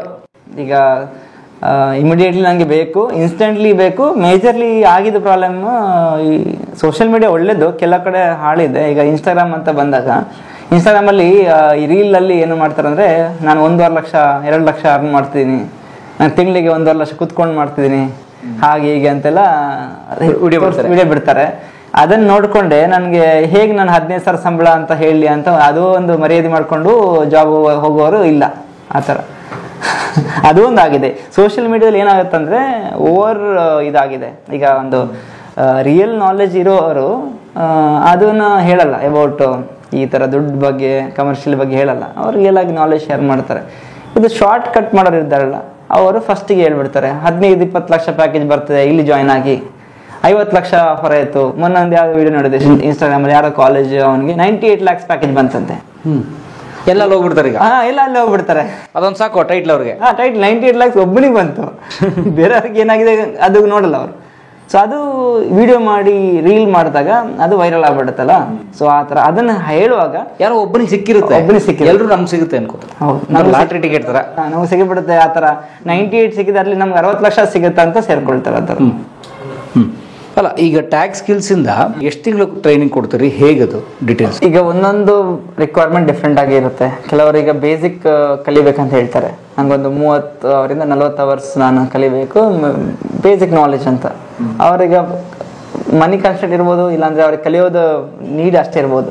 ನಾವಾಗ ಏನು ಮಾಡ್ತೀವಿ, ಫಸ್ಟ್ ಒಂದು ಮಾಡ್ಯೂಲ್ ಲೆವೆಲಲ್ಲಿ ಒಂದು ಟೆಕ್ನಾಲಜಿ ಈಗ ಇಷ್ಟು ಕಲ್ತ್ಕೊಂಡ್ರೆ ನಿಮಗೆ ಒಂದು ಯೂಸರ್ ಲೆವೆಲಲ್ಲಿ ಈ ಥರ ಜಾಬ್ ಸಿಗುತ್ತೆ ಅಂತ ನಾವು ಹೇಳ್ಕೊಡ್ತೀವಿ. ಡೈರೆಕ್ಟಾಗಿ ನಾವು ಹೈ ಲೆವೆಲ್ಗೆ ಹೋಗಲ್ಲ. ಸೊ ಅದೊಂದು ನಿಮಗೆ 15-20 ಸಾವಿರ ತನಕ ಅದು ಕಾಸ್ಟ್ ಇರುತ್ತೆ. ಓಕೆ, ನಾರ್ಮಲಿ ಬೇಸಿಕ್ಸ್ ಏನಾದ್ರು ಕಲಿಬೇಕಂದ್ರೆ ಟೆಕ್ನಾಲಜಿಲಿ ಮಿನಿಮಮ್. ಆಮೇಲೆ ನಾವು ಅಡ್ವಾನ್ಸ್ಗೆ ಹೋಗೋ ಮುಂಚೆ ಇದು ಕ್ಲಿಯರ್ ಮಾಡಬೇಕು. ಇದು ಯಾಕಂದ್ರೆ ಬೇಸಿಕ್ ಆಗಿರ್ಬೇಕು, ಫಸ್ಟ್ ಮುಗಿಸ್ಬೇಕು, ಅಲ್ಲಿ ಪ್ರಾಕ್ಟೀಸ್ ಎಲ್ಲ ಮಾಡಬೇಕು. ಆಮೇಲೆ ನಾವು ಅಪ್ರೂವಲ್ ಕೊಡ್ತೀವಿ. ನೀವು ಅಲ್ಲಿ ಕ್ಲಿಯರ್ ಆದರೆ ಮಾತ್ರ ಸೆಕೆಂಡ್ ಲೆವೆಲ್ಗೆ ಹೋಗ್ತಾರೆ. ಈವನ್ ಪೇ ಸ್ಕೇಲ್ ಕೂಡ ಅದು ಮುಗಿದ್ಮೇಲೆ ಅವ್ರು ಪೇ ಮಾಡೋ ಥರ ಇರುತ್ತೆ. ಇಲ್ಲ ಅವ್ರಿಗೆ ಆ ಫೇಸಲ್ಲಿ ಆಗಿಲ್ಲ, ಏನು ಮಾಡೋದು ನೆಕ್ಸ್ಟ್ ಬೇಡ, ಈಗ ಕಂಟಿನ್ಯೂ ಮಾಡಿಬಿಡಿ, ಸ್ವಲ್ಪ ಟೈಮ್ ತೊಗೊಳ್ಳಿ, ಮತ್ತೊಂದಷ್ಟು ವರ್ಕ್ ಮಾಡಿ, ಮತ್ತೆ ವರ್ಕ್ ಮಾಡಿ, ಎಫರ್ಟ್ ತೊಗೊಳ್ಳಿ, ಹಾಕಿ ಆಮೇಲೆ ಹೋಗಿ ಅಡ್ವಾನ್ಸ್ಗೆ ತೊಗೊಳ್ಳಿ, ಮತ್ತೆ ಪ್ರಾಜೆಕ್ಟ್ ಲೆವೆಲ್ಗೆ ಹೋಗಿ, ಮತ್ತೆ ಇಂಟರ್ವ್ಯೂ ಪ್ರಿಪ್ರೇಷನ್ ಮಾಡುವ, ಮಾಕ್ ಇಂಟರ್ವ್ಯೂಸ್. ಸೊ ಅವ್ರ ಫೇಸ್ ಕ್ಲಿಯರ್ ಮಾಡಲ್ಲ ಅಂದರೆ ನಾವು ರೆಸ್ಯೂಮೆ ರೆಡಿ ಮಾಡ್ಕೊಡಲ್ಲ. ಕೆಲವ್ರು ಏನು ಮಾಡ್ತಾರೆ, ರೆಸ್ಯೂಮೆ ಮುಂಚೆನೇ ರೆಡಿ ಮಾಡಿ ನಾವು ಜಾಬಿಗೆ ಹೋಗ್ತೀವಿ ಅಂತ ಪುಷ್ ಮಾಡ್ತಾರೆ. ಅದು ಇಂಟರ್ವ್ಯೂಗೆ ಹೋದಾಗ ಅವ್ರು ಫೇಲ್ ಆಗ್ತಾರೆ. 5-6 ಇಂಟರ್ವ್ಯೂ ಫೇಲ್ ಆದ ತಕ್ಷಣ ನೆಗೆಟಿವ್ ಆಗ್ತಾರೆ. ನಾವು ಅದಕ್ಕೆ ಅವ್ರಿಗೆ ಅಪ್ರೂವಲ್ ಕೊಡಲ್ಲ. ಫಸ್ಟ್ ನೀವು ಇಲ್ಲಿ ನಮ್ಮ ಜೊತೆ ಇಂಟರ್ನಲ್ಲಿ ನೀವು ಕ್ಲಿಯರ್ ಮಾಡ್ಬೇಕು ಇಂಟರ್ವ್ಯೂಸ್. ಸೊ 3-4 ಇಂಟರ್ವ್ಯೂಸ್ ನಾವು ಇಡ್ತೀವಿ, ಮಾಕ್ ಇಂಟರ್ವ್ಯೂಸ್ ಥರ. ಈಗ ಒಂದು 5 ವರ್ಷ ಎಕ್ಸ್ಪೀರಿಯನ್ಸ್ ಅವರು ಇಂಟರ್ವ್ಯೂ ತಗೊಳ್ತಾರೆ, 8 ವರ್ಷ, 10 ವರ್ಷ, 12 ವರ್ಷ ಡಿಫ್ರೆಂಟ್ ಲೆವೆಲ್ ಎಕ್ಸ್ಪೀರಿಯನ್ಸ್ ಅವ್ರು ಬಂದ್ಬಿಟ್ಟು ಇಂಟರ್ವ್ಯೂ ಮಾಡ್ತಾರೆ. ಸೊ ಅವಾಗ ಏನಾಗುತ್ತೆ, ನಾವು ಅವ್ರ ರೆಸ್ಯೂಮೆ ಕಂಟೆಂಟ್ ಕೂಡ ಚೇಂಜ್ ಆಗ್ತಾ ಹೋಗುತ್ತೆ. ರೆಸ್ಯೂಮಲ್ಲಿ ಕೀವರ್ಡ್ಸ್ ಹಾಕ್ತೀವಿ ನಾವು. ಅದಕ್ಕೆ ನೀವು ಹೇಳಿದಂಗೆ ಯಾವ್ಯಾವ ಥರದ್ದು ಕೋರ್ಸಸ್ನ ನಾವು ಮಾಡಬೇಕಂದ್ರೆ ಅಲ್ಲಿ ನಾವು ಮುಂಚೆನೇ ಮೆನ್ಷನ್ ಮಾಡ್ತೀವಿ, ಈ ಥರ ಕೋರ್ಸ್ನ ಈ ಥರ ಮಾಡಿದ್ರೆ ಈ ಥರ ಸ್ಟೆಪ್ಸ್ ನೀವು ಫಾಲೋ ಮಾಡಬೇಕು. ಸೊ ಮಾಡಿದ ತಕ್ಷಣ ನಿಮ್ಗೆ ರೆಸ್ಯೂಮೆ ರೆಡಿ ಆವಾಗಲೇ ಅಷ್ಟೇ ಅವ್ರ ರೆಸ್ಯೂಮೆ ಅವರೇ ರೆಡಿ ಮಾಡಬೇಕು. ನಾವು ಕೂತ್ಕೊಂಡು ರೆಡಿ ಮಾಡಿ ಕೊಡಲ್ಲ, ಕಾಪಿ ಪೇಸ್ಟ್ ಮಾಡಿ ಕೊಟ್ಟರೆ ನಾನು ಅವ್ರಿಗೆ ಏನಿದೆ ರೆಸ್ಯೂಮೇಲೆ ಗೊತ್ತಿರಲ್ಲ. ಸೊ ನಾವು ಏನು ಹೇಳ್ತಿದ್ರೆ, ರೆಸ್ಯೂಮೆ ನೀವೇ ಕುತ್ಕೊಂಡು ಮಾಡಿ ನಿಮ್ಮ ನಾಲೆಜ್ ಮೇಲೆ. ಆಮೇಲೆ ನಾವು ಬೇಕಾದ್ರೆ HR ಹತ್ರ ಮಾತಾಡಿ ಅದಕ್ಕೆ ಕೀವರ್ಡ್ಸ್ ಎಲ್ಲ ಕರೆಕ್ಟಾಗಿದೆ ಅಂತ ನೋಡಿ. ಈಗ ATS ಪ್ರೂಫ್ ಅಂತ ಹೇಳ್ತಾರೆ. ATS ಅಂದರೆ ಆಟೋಮೆಟಿಕ್ ಅದು ಟ್ರ್ಯಾಕಿಂಗ್ ಸಿಸ್ಟಮ್ ಏನಿದೆ ಆ ಥರ, ಅದು ಇದ್ದರೆ ಮಾತ್ರ ರೆಸ್ಯೂಮೆ ಹೆಚ್ಚಾಗುತ್ತೆ. ಮನೇಲಾಗಿ ನೀವೇನಾದ್ರು ಈಗ ಪಿಕ್ಚರೈಸ್ಡ್ ಮಾಡಿದರೆ ಈ ಥರ ಮಾಡಿದ್ರೆ ವರ್ಕೌಟ್ ಆಗಲ್ಲ. ಸೊ ಅದು ಇವಾಗ ರೆಸ್ಯೂಮೆ ಸೆಲೆಕ್ಷನ್ ಕೂಡ ಆಟೋಮೆಟಿಕ್ ಎಲ್ಲ ಇದೆ. ಸೊ ಅದು ನಾಲೆಜ್ ಇಲ್ಲ ಅಂದರೂ ಕೆಲವರು ರೆಸ್ಯೂಮೆ ಸುಮ್ಮನೆ ಎಲ್ಲೋ ತೊಗೊಂಡ್ಬಂದು ಕಾಪಿ ಪೇಸ್ಟ್ ಮಾಡಿ ಅಪ್ಲೋಡ್ ಮಾಡಿರ್ತಾರೆ ಜಾಬ್ ಪೋರ್ಟಲ್ಲಿ, ಅದಾಗಲ್ಲ. ಸೊ ಅದಕ್ಕೆ ನಾವು ಎಲ್ಲ ಸ್ಟೆಪ್ ಬೈ ಸ್ಟೆಪ್ ಮಾಡಿ ಅದಕ್ಕೆ ಏನು ಕಾಸ್ಟ್ ಚಾರ್ಜಸ್ ಅಪ್ಲಿಕೇಬಲ್ ಆಗುತ್ತೆ ಅದರ ಮೇಲೆ ನಾವು ಅವರಿಗೆ ಕಸ್ಟಮೈಸ್ಡ್ ಕೊಟೇಶನ್ ಕೊಡ್ತೀವಿ, ಕಸ್ಟಮೈಸ್ಡ್ ಕೋಟ್. ಅದೇ ಮಿನಿಮಮ್ ಈಗ ಕಾಲೇಜ್ ಸ್ಟೂಡೆಂಟ್ಸ್ ಇದ್ದರೆ 10,000 ನಾವು ಚಾರ್ಜಸ್ ಮಾಡಿದರೆ, ಕಾಲೇಜ್ ಸ್ಟೂಡೆಂಟ್ಸ್ ಅಂದರೆ ಮಲ್ಟಿಪಲ್ ರಿಕ್ವೈರ್ಮೆಂಟ್ಸ್ ಇರುತ್ತೆ. 30 to 40, 50 ರಿಕ್ವೈರ್ಮೆಂಟ್ಸ್ ಬ್ಯಾಚಲ್ಲಿ we can run it minimum ವ್ಯಾಲ್ಯೂಯಲ್ಲಿ. ಸೊ ನೆಕ್ಸ್ಟ್ ಕಸ್ಟಮ್ ಅಂದರೆ ಈಗ ಒಂದು ಮಾಡ್ಯೂಲ್ ಲೆವೆಲಲ್ಲಿ ಬಂದರೆ ನಾವು ಒಂದು ಟೀಮ್ ಥರ ಮಾಡ್ತೀವಿ. ಮಿನಿಮಮ್ ಒಂದು 5 ಟೀಮ್, ಒಂದು ಕ್ಲಸ್ಟರ್ ಥರ ಮಾಡಿ, ಸೊ 5 ಟೀಮ್ ಮೆಂಬರ್ಸ್ನ ಸಪ್ರೇಟ್ ಒಂದೊಂದು ಬ್ಯಾಚ್ ಥರ ಮಾಡಿದರೆ ಅಲ್ಲಿ ಅದಕ್ಕೆ ಕೋಚ್ ಟ್ರೈನ್ ಮಾಡಿ ಫಿಲ್ಟರ್ ಮಾಡಿ ಮತ್ತೆ ನಾವು ಮರ್ಜ್ ಮಾಡ್ತೀವಿ. 5 ಈಗ 20 ಜನ ಬಂದರೆ 5 ಪೀಪಲ್ದು 4 ಬ್ಯಾಚ್ ಮಾಡ್ತೀವಿ, ಡಿಫ್ರೆಂಟ್ ಸ್ಲಾಟ್ ಮಾಡ್ತೀವಿ. ಈಗ ವರ್ಕಿಂಗ್ ಪ್ರೊಫೆಷನಲ್ ಕೂಡ ತಗೋಬೋದು. ಈಗ ವರ್ಕ್ ಹೋಗ್ತಾರೆ 9 to 5 ಇರ್ಬೋದು, ಇಲ್ಲ 8 to 4 ಈವ್ನಿಂಗ್ ಟೈಮ್ ಅಂತ ಕೆಲಸ ಮಾಡ್ತಾರೆ. ಅವ್ರಿಗೆ ಬೆಳಿಗ್ಗೆ ಸ್ಲಾಟ್ ಕೊಡ್ತೀವಿ, ನಾವು ಈವ್ನಿಂಗ್ ಸ್ಲಾಟ್ ಕೊಡ್ತೀವಿ. ಸೊ ಕೆಲಸ ಮಾಡ್ತಾ ಕಲಿಬೋದು, ಅವ್ರು ಎಕ್ಸ್ಪೀರಿಯನ್ಸ್ ಮಾಡ್ಬೋದು. ಕೆಲಸ ಬಿಟ್ಬಿಟ್ಟು ಮಾಡ್ಬೇಕಂತಿಲ್ಲ, ಕೆಲಸ ಬಿಟ್ಬಿಟ್ಟು ಮಾಡಿದ್ರೆ ಡೆಸ್ಪರೇಟ್ ಆಗ್ತಾರೆ, ಬೇಗನೆ ಜಾಬ್ ಬೇಕು, ನನಗೆ ವಿದಿನ್ ಮಂತ್ ಬೇಕು ಅಂತ. ಇದು ಪ್ಯಾರಲಲ್ ಮಾಡ್ತಾ ಹೋದ್ರೆ ಅವ್ರಿಗೆ ವೆಯ್ಟ್ ಮಾಡೋ ಒಂದು ಇದು ಮೈಂಡ್ ಸೆಟ್ ಇರುತ್ತೆ, ನಮಗೂ ಇಲ್ಲಿ ಪ್ರೆಷರ್ ಇರಲ್ಲ, ಅವ್ರಿಗೆ ಜಾಬ್ ವಿದಿನ್ ಮಂತೇ ಕೊಡಬೇಕಂತ. ಆವಾಗ ಅವ್ರು ರೆಡಿನೂ ಆಗಲ್ಲ, ಪ್ರಿಪರೇಷನ್ ಆಗಲ್ಲ. ಸೊ ನಾವು ಅದನ್ನು ಸ್ಲೋಲಿ ಸ್ಟೆಪ್ ಬೈ ಸ್ಟೆಪ್ ಅವ್ರು ಫೇಸ್ ಬೈ ಫೇಸ್ ಪುಷ್ ಮಾಡಿದಾಗ ಅವ್ರಿಗೂ ಎಂಜಾಯ್ ಮಾಡ್ತಾ ಕಲಿತಾರೆ. They also learn and enjoy the process. And ಅವ್ರಿಗೊಂದು ಫಿಯರ್ ಹೋಗ್ಬಿಡುತ್ತೆ. ಎಲ್ಲರಿಗೂ ಒಂದು ಫಿಯರ್ ಆಫ್ ಲೂಸಿಂಗ್ ಇರುತ್ತೆ. ಈಗ ನಾವೊಂದು ಅಮೌಂಟ್ ಕೊಡ್ತೀವಿ, ಜಾಬ್ ಆಗುತ್ತೆ ಇಲ್ವಾ. ಸೊ ಕೆಲವು ಕಡೆ ಏನಂದರೆ 1.5 ಲಕ್ಷ 2 ಲಕ್ಷ ಫೀಸ್ ತೊಗೊಂಡ್ಬಿಡುತ್ತೆ ಒಂದೇ ಸಲ ಕೊಟ್ಟಾಗ ಏನಾದ್ರೆ ಅವರಿಗೆ ನಾನು ಕೊಡಬೇಕಾ ಬೇಡವಾ ಹೇಗೆ ಅಂತ ದೊಡ್ಡ ಅಮೌಂಟ್ ಇನ್ವೆಸ್ಟ್ ಮಾಡುವಾಗ ಅವ್ರಿಗೆ ಹೆದರಿಕೆ ಇರುತ್ತೆ, ಭಯ ಆಗುತ್ತೆ. ಇಲ್ಲಿ ಆ ಥರ ಭಯ ಇರಲ್ಲ. ಇನ್ನೊಂದು ಕೆಲವು ಕಡೆ ನಾವು ನೋಡ್ತೀವಿ, ಒಬ್ರು ಕೊಡೋಕ್ಕೆ ರೆಡಿ ಇಲ್ಲ ಅಂದರೆ ಅಮೌಂಟು, ಫೀಸ್ ಸ್ಟ್ರಕ್ಚರ್ ಈಗ ನಮಗೆ ಚಾಲೆಂಜ್ ಆಗುತ್ತೆ, ನಮ್ಗೆ ಗೊತ್ತಿಲ್ಲ ನೀವು ಹೇಗೆ ಏನಂತ, ಅವ್ರಿಗೊಂದು 3-4 ಡೇಸ್ ನಾವು ಕೌನ್ಸಿಲಿಂಗ್ ಕೂಡ ಮಾಡಿ ಒಂದು 3-4 ಡೇಸ್ ನಾವು ಫ್ರೀ ಸೆಷನ್ಸು ಕೊಡ್ತೀವಿ. ಅಂದರೆ ಇನಿಷಿಯಲಿ ಅವ್ರಿಗೆ ಪಿಕಪ್ ಮಾಡೋಕ್ಕೆ ಮತ್ತು ಅವ್ರಿಗೆ ಅರ್ಥ ಮಾಡೋಕ್ಕೆ ಡೆಮೋ ಥರ ನಮ್ಮ ಬಗ್ಗೆ ಕಾನ್ಫಿಡೆನ್ಸ್ ಬರಬೇಕಂದ್ರೆ ನಾವು ಅವ್ರಿಗೆ ಒಂದು ಈಗ ಬೇರೆ ಕಡೆಯಿಂದ ಬರ್ತಾರೆ. ಈಗ ನಾರ್ತ್ ಕರ್ನಾಟಕ ಅಲ್ಲಿಂದ ಬಂದವರೆಲ್ಲ ಬೆಂಗಳೂರು ಬಂದಿರ್ತಾರೆ. ಅವ್ರಿಗೆ ಸ್ವಲ್ಪ ಇದು ಅಷ್ಟು ಬೇಗ ಅವರು ಅಂದರೆ ಬೇಗನೆ ಅವರು ಅರ್ಥ ಅಂದರೆ ಅವ್ರಿಗೆ ಹೆದರಿಕೆ ಇರುತ್ತೆ. ಒಂದು ಊರಿಂದ ಹಳ್ಳಿಯಿಂದ ಬಂದಿರ್ತಾರೆ, ಆ ಕಡೆ ಈ ಕಡೆ ಸಿಟಿಗೆ ಬಂದಾಗ ಇಲ್ಲಿ ಯಾರು ಮೋಸ ಮಾಡ್ತಾರೆ ಏನಾದ್ರು ಗೊತ್ತಿರಲ್ಲ. ಸೊ ಅವ್ರಿಗೆ ಅವಾಗ ನಾವು ಫಸ್ಟಿಗೆ ನೀವು ಈ ಥರ ಮಾಡಿ, ನಿಮಗೆ ಇಂಟ್ರೆಸ್ಟಿಂಗ್ ಅನಿಸಿದ್ರೆ ಇದು ನಿಮ್ಮ ಕೆರಿಯರ್ ಬಿಲ್ಡ್ ಆಗುತ್ತಾನೆ ಕಂಟಿನ್ಯೂ ಮಾಡಿ, ಇಲ್ಲಾಂದರೆ ಬೇಡ ಡ್ರಾಪ್ ಮಾಡಿ. ಹೌದು, ನಮಗೆ ಒಂದು ಸ್ವಲ್ಪ ಟೈಮಲ್ಲಿ ಸ್ಪೆಂಡ್ ಮಾಡ್ತೀವಿ, ಅಲ್ಲಿಂದ ನಮಗೆ ಅವರು ಕಂಟಿನ್ಯೂ ಮಾಡಿದ್ರೆ ಅದು ಆ ಕಾಸ್ಟ್ನ ನಾವು ಆ್ಯಡ್ ಮಾಡಿಟ್ಟಿರ್ತೀವಿ. ಈಗ 3-4 ಡೇಸ್ ನಾವು ಏನು ಎಕ್ಸ್ಪೀರಿಯನ್ಸ್ ಕೊಡ್ತೀವಿ ಅದರಲ್ಲಿ ಇನ್ಕ್ಲೂಡ್ ಆಗಿರುತ್ತೆ ನೆಕ್ಸ್ಟ್ ಕೋರ್ಸ್ ಅವ್ರು ಆನ್ಬೋರ್ಡ್ ಮಾಡಿದಾಗ. ಸೊ ಅವ್ರಿಗೂ ಲಾಸ್ ಇರೋಲ್ಲ, ಸೇರಿದವ್ರಿಗೂ ಲೈಕ್ ನಮ್ಮ ಜೊತೆ ಕಲಿಯೋಕ್ಕೆ ನಾವು ತೊಗೊಂಡ್ಮೇಲೆ ನಮಗೂ ಏನು ಚಾಲೆಂಜಸ್ ಇರಲ್ಲ. ನಾವು ಟ್ರೈನರ್ಸಿಗೆ ಎಕ್ಸ್ಪರ್ಟ್ಸಿಗೆ ಮೆಂಟ್ರಿಗೆ ಮುಂಚೆ ಹೇಳ್ತೀವಿ, ನೀವು ಕೂಡ ಈ ಥರ ಸಿಚುವೇಶನ್ನ ಹ್ಯಾಂಡಲ್ ಮಾಡಬೇಕು. ನೀವು ಯು ಶುಡ್ ನಾಟ್ ಎಕ್ಸ್ಪೆಕ್ಟ್ ಈಗ ನೀವು ಮುಂಚೆನೇ ಪೇ ಸ್ಕೇಲ್ನ ಕೇಳಬಾರ್ದು. ಯಾಕಂದರೆ ವಿ ಹ್ಯಾವ್ ಟು ಈಗ ನಾವು ಸಪೋರ್ಟ್ ಮಾಡಬೇಕು ಒಂದು ಸಿಸ್ಟಮ್ನ, ಸೋಷಿಯಲ್ ಕಾಸ್ ಥರ ಮಾಡ್ಬೇಕಂತ ಹೇಳಿ ಅಂಥ ಟ್ರೈನರ್ಸ್ನೇ ಅಂಥ ಎಕ್ಸ್ಪರ್ಟ್ಸ್ನೇ ನಾವು ಆನ್ಬೋರ್ಡ್ ಮಾಡ್ತೀವಿ ಈಗ ಎಲ್ಲ ಟೆಕ್ನಾಲಜಿ ಹೇಳ್ಕೊಡೋಕ್ಕೆ. ಸೊ ಅವರು ಕೂಡ ನಮ್ಮ ಹತ್ರ ಒಂದು ಅಂಡರ್ಸ್ಟ್ಯಾಂಡಿಂಗಲ್ಲಿ ಮ್ಯಾನೇಜ್ ಮಾಡ್ತಾ ಹೋಗ್ತಾರೆ. ಸೊ ಅದೇ ಕ್ವಾಲಿಟಿನ ನಾವು ಈಗ ಮೇಂಟೈನ್ ಮಾಡ್ತಾ ಬಂದಿದ್ದೀವಿ. 2020 ಸ್ಟಾರ್ಟ್ ಮಾಡಿದ್ವಿ ನಾವು, 20 ಈಗ 4 ಇದ್ರು ನಾವೀಗ ಒಳ್ಳೆ ಕ್ವಾಲಿಟಿ ಎಜುಕೇಷನ್ನ ಕ್ವಾಲಿಟಿ ಟ್ರೈನ್ನ ಸೇಮ್ ಮೇಂಟೈನ್ ಮಾಡ್ತಾ ಇದ್ದೀವಿ. ಈವನ್ ಕಂಪನಿಯಲ್ಲಿ ರಿಕ್ವೈರ್ಮೆಂಟ್ಸ್ ಜಾಸ್ತಿ ಆದ್ರೂ ಟ್ರೈನಿಂಗ್ ಸ್ಕಿಲ್ಸ್ ಮ್ಯಾನೇಜ್ ಮಾಡೋದ್ರಲ್ಲಿ ಅದೇ ಒಂದು ಕ್ವಾಲಿಟಿನ ನಾವು ಮೇಂಟೈನ್ ಮಾಡ್ತಾ ಹೋಗ್ತೀವಿ. ಮತ್ತು ಇಯರ್ಲಿ ನಾವು ವರ್ಷಕ್ಕೆ ಹೇಳಿದಾಗ ಸಪ್ಲೈ ಆ್ಯಂಡ್ ಡಿಮಾಂಡ್ ಪ್ರಕಾರ ನಾವು ಅದೇ ಪ್ರಕಾರ ನೋಡಿ ನಮಗೆ ಎಷ್ಟು ನಾಲೆಜ್ ಇದೆ, ಎಕ್ಸ್ಪೀರಿಯನ್ಸ್ ಇದೆ, ಯಾವುದು ಓಪನಿಂಗ್ಸ್ ಇದೆ, ಅದಕ್ಕೆ ಬೇಕಾದಷ್ಟೇ ಟ್ರೈನಿಂಗ್ನ ನಾವು ಕಂಟಿನ್ಯೂ ಮಾಡ್ತಾ ಹೋಗಿದ್ದೀವಿ. ಈಗ ಒಂದು 100 ಜನ ಬಂದರು, ಅದ್ರ 100 ಜನಕ್ಕೆ ಓಪನಿಂಗ್ಸ್ ಎಲ್ಲ ನೀವು ಮಾಡಲ್ಲ. ಲಾಸ್ಟ್ ಇಯರ್ ನಾನು 300 to 400 ಸ್ಟೂಡೆಂಟ್ಸ್ನ ನಾನು ಟ್ರೈನಿಂಗ್ನ ಕಂಪ್ಲೀಟ್ಲಿ ನಾನು ಹೇಗೆ ಕೊಟ್ಟಂದರೆ, ಈಗ ಯಾವುದು ಆಪರ್ಚುನಿಟಿ ಇಲ್ಲ, ಜಾಬ್ ಕಡಿಮೆ ಇದೆ, ನಾವು ನಿಮ್ಮನ್ನು ಈಗ ಟ್ರೈನ್ ಮಾಡೋಕ್ಕಾಗಲ್ಲ ಅಂತಲೇ ನಾವು ಮಾಡಿಲ್ಲ. ಲಾಸ್ಟ್ ಒಂದು 2-3 ಮಂತ್ಸ್, ಲಾಸ್ಟ್ ಇಯರ್ 2-3 ಮಂತ್ಸ್ ನಾವು ಟ್ರೈನ್ ಮಾಡಿರಲಿಲ್ಲ. ಯಾಕಂದರೆ ಮಾಡಿರೋ ಟ್ರೈನ್ ಆಗಿರೋರೇ ಜಾಬ್ ಪ್ಲೇಸ್ ಆಗಿರಲ್ಲ. ಸೊ ಅವಾಗ ನಮಗೆ ಅದು ಪ್ರೊಸೀಡ್ ಮಾಡೋಕ್ಕೆ ಮನಸ್ಸು ಬಂದಿಲ್ಲ. ಅವಾಗ ನಾವು ಸ್ವಲ್ಪ ಬ್ರೇಕ್ ತೊಗೊಂಡಿದ್ವಿ. ಬಟ್ ಆಮೇಲೆ ಎಲ್ಲರೂ ಜಾಬ್ ಪ್ಲೇಸ್ಮೆಂಟ್ ಆಯಿತು. ಸೊ ಈ ವರ್ಷ ಅಷ್ಟೇ ಏಪ್ರಿಲಿಂದ ನಾವು ನೆಕ್ಸ್ಟ್ ಮಾರ್ಚ್ ತನಕ ನಾವು ಮುಂಚೆನೇ ಫೋರ್ಕಾಸ್ಟ್ ಮಾಡ್ತೀವಿ, ಇಷ್ಟೇ ರಿಕ್ವೈರ್ಮೆಂಟ್ಸ್ ಟ್ರೈನಿಂಗ್ ಮಾಡಬೇಕಂತ. ಮತ್ತು ನಮಗೆ ಲಾಸ್ಟ್ 2 ಮಂತ್ಸಿಂದ ನಮಗೆ ಕಾರ್ಪೊರೇಟ್ ರಿಕ್ವೈರ್ಮೆಂಟ್ಸ್ ಎಲ್ಲ ಬರ್ತಾ ಇದೆ ಈಗ. So already 1-2-3 corporate. ಈಗ ಎಷ್ಟು ಜನ ಟ್ರೈನಿಂಗ್ ಮಾಡ್ತಾರೆ ಪ್ರತಿ ವರ್ಷ? ನಾವೊಂದು 200 to 250 ಟೋಟಲ್ ಟ್ರೈನ್ ಮಾಡ್ತೀವಿ ಮ್ಯಾಕ್ಸ್ ಟು ಮ್ಯಾಕ್ಸ್. ಫಸ್ಟಿಗೆ ನಾವು ಮಾಡಿದ್ದು 50 2019 ದೆನ್ 100, 150, 200, ಈಗ 200 to 250 ನಾವು ಟ್ರೈನ್ ಮಾಡ್ತೀವಿ ವರ್ಷಕ್ಕೆ. ಟೋಟಲ್ ಆಕ್ಟಿವ್ ಲರ್ನರ್ಸ್ ಅಷ್ಟೇ ಇರ್ತದೆ ನಮ್ಮ ಆರ್ಗನೈಸೇಷನಲ್ಲಿ ಟ್ರೈನಿಂಗ್. ಮತ್ತು ನಾವು ಇದ್ರ ಟ್ರೈನಿಂಗ್ ಜೊತೆನೇ ಪ್ಯಾರಲಲ್ಲಿ ಕಾರ್ಪೊರೇಟ್ ಟ್ರೈನಿಂಗ್ ಕೊಡ್ತೀವಿ. ಸೊ ಅವಾಗ ನಾವು ಬ್ಯಾಲೆನ್ಸ್ದಾಗಿ ಮಾಡೋಕೆ ಅದೀಗ ಎಂಪ್ಲಾಯ್ಮೆಂಟ್ ನಮ್ದೀಗ 4 ಜನ ಇದ್ರಲ್ಲ ಎಂಪ್ಲಾಯೀಸ್. ಮುಂಚೆ ನಮ್ದೀಗ 21+ ಎಂಪ್ಲಾಯೀಸ್ ಇದ್ದಾರೆ. ಕಂಪ್ನಿಯಲ್ಲಿ. ಎಷ್ಟು ನಮ್ಗೆ ಏಜು? 34 ಈಗ. 34 ವರ್ಷಕ್ಕೆ 20 ಜನ ಕೆಲಸ ಮಾಡೋ ಒಂದು ಕಂಪ್ನಿ ಕಟ್ಟಿದೆ. ಗ್ರೇಟ್. ಅದೇ ಫ್ರೀಲಾನ್ಸರ್ಸ್ ಇದ್ದಾರೆ, ಕಾಂಟ್ರಾಕ್ಟರ್ಸ್ ಇದ್ದಾರೆ, ಸಬ್ ಕಾಂಟ್ರಾಕ್ಟರ್ಸ್ ಈ ಥರ ಪೇರೋಲ್ ಮೇಲೆ ವರ್ಕ್ ಮಾಡೋರು ಇದ್ದಾರೆ. ಟೋಟಲ್ 35+ ಮಂತ್ಲಿ ಪೇ ಔಟ್ ಇರುತ್ತೆ ಬೇಸ್ಡ್ ಆನ್ ದ ಈಗ ರಿಕ್ವೈರ್ಮೆಂಟ್ ಪ್ರಕಾರ. ಸೊ ಮತ್ತು ನಮಗೆ ಬ್ಯಾಲೆನ್ಸ್ಡ್ ಆಗಿರುತ್ತೆ. ಈಗ ಫುಲ್ ಟೈಮ್ ಎಲ್ಲರೂ ಎಂಪ್ಲಾಯ್ ಮಾಡಿದರೆ ಎಲ್ಲರಿಗೂ ನಾವು ಯುಟಿಲೈಸ್ ಮಾಡ್ಬೇಕಂದ್ರೆ ಸ್ಕ್ವೀಸ್ ಮಾಡಬೇಕಾಗತ್ತೆ. ಅಂದರೆ ಈಗ ಟ್ರೈನಿಂಗ್ ಕೊಡಲೇಬೇಕಂತ ಚಾಲೆಂಜಸ್ ಇರುತ್ತೆ. ಸೊ ಮಾಡಲೇಬೇಕು ಅಂತ ನಿಂತ್ಕೋಬೇಕು. ಅದಕ್ಕೆ ಬೇಡ.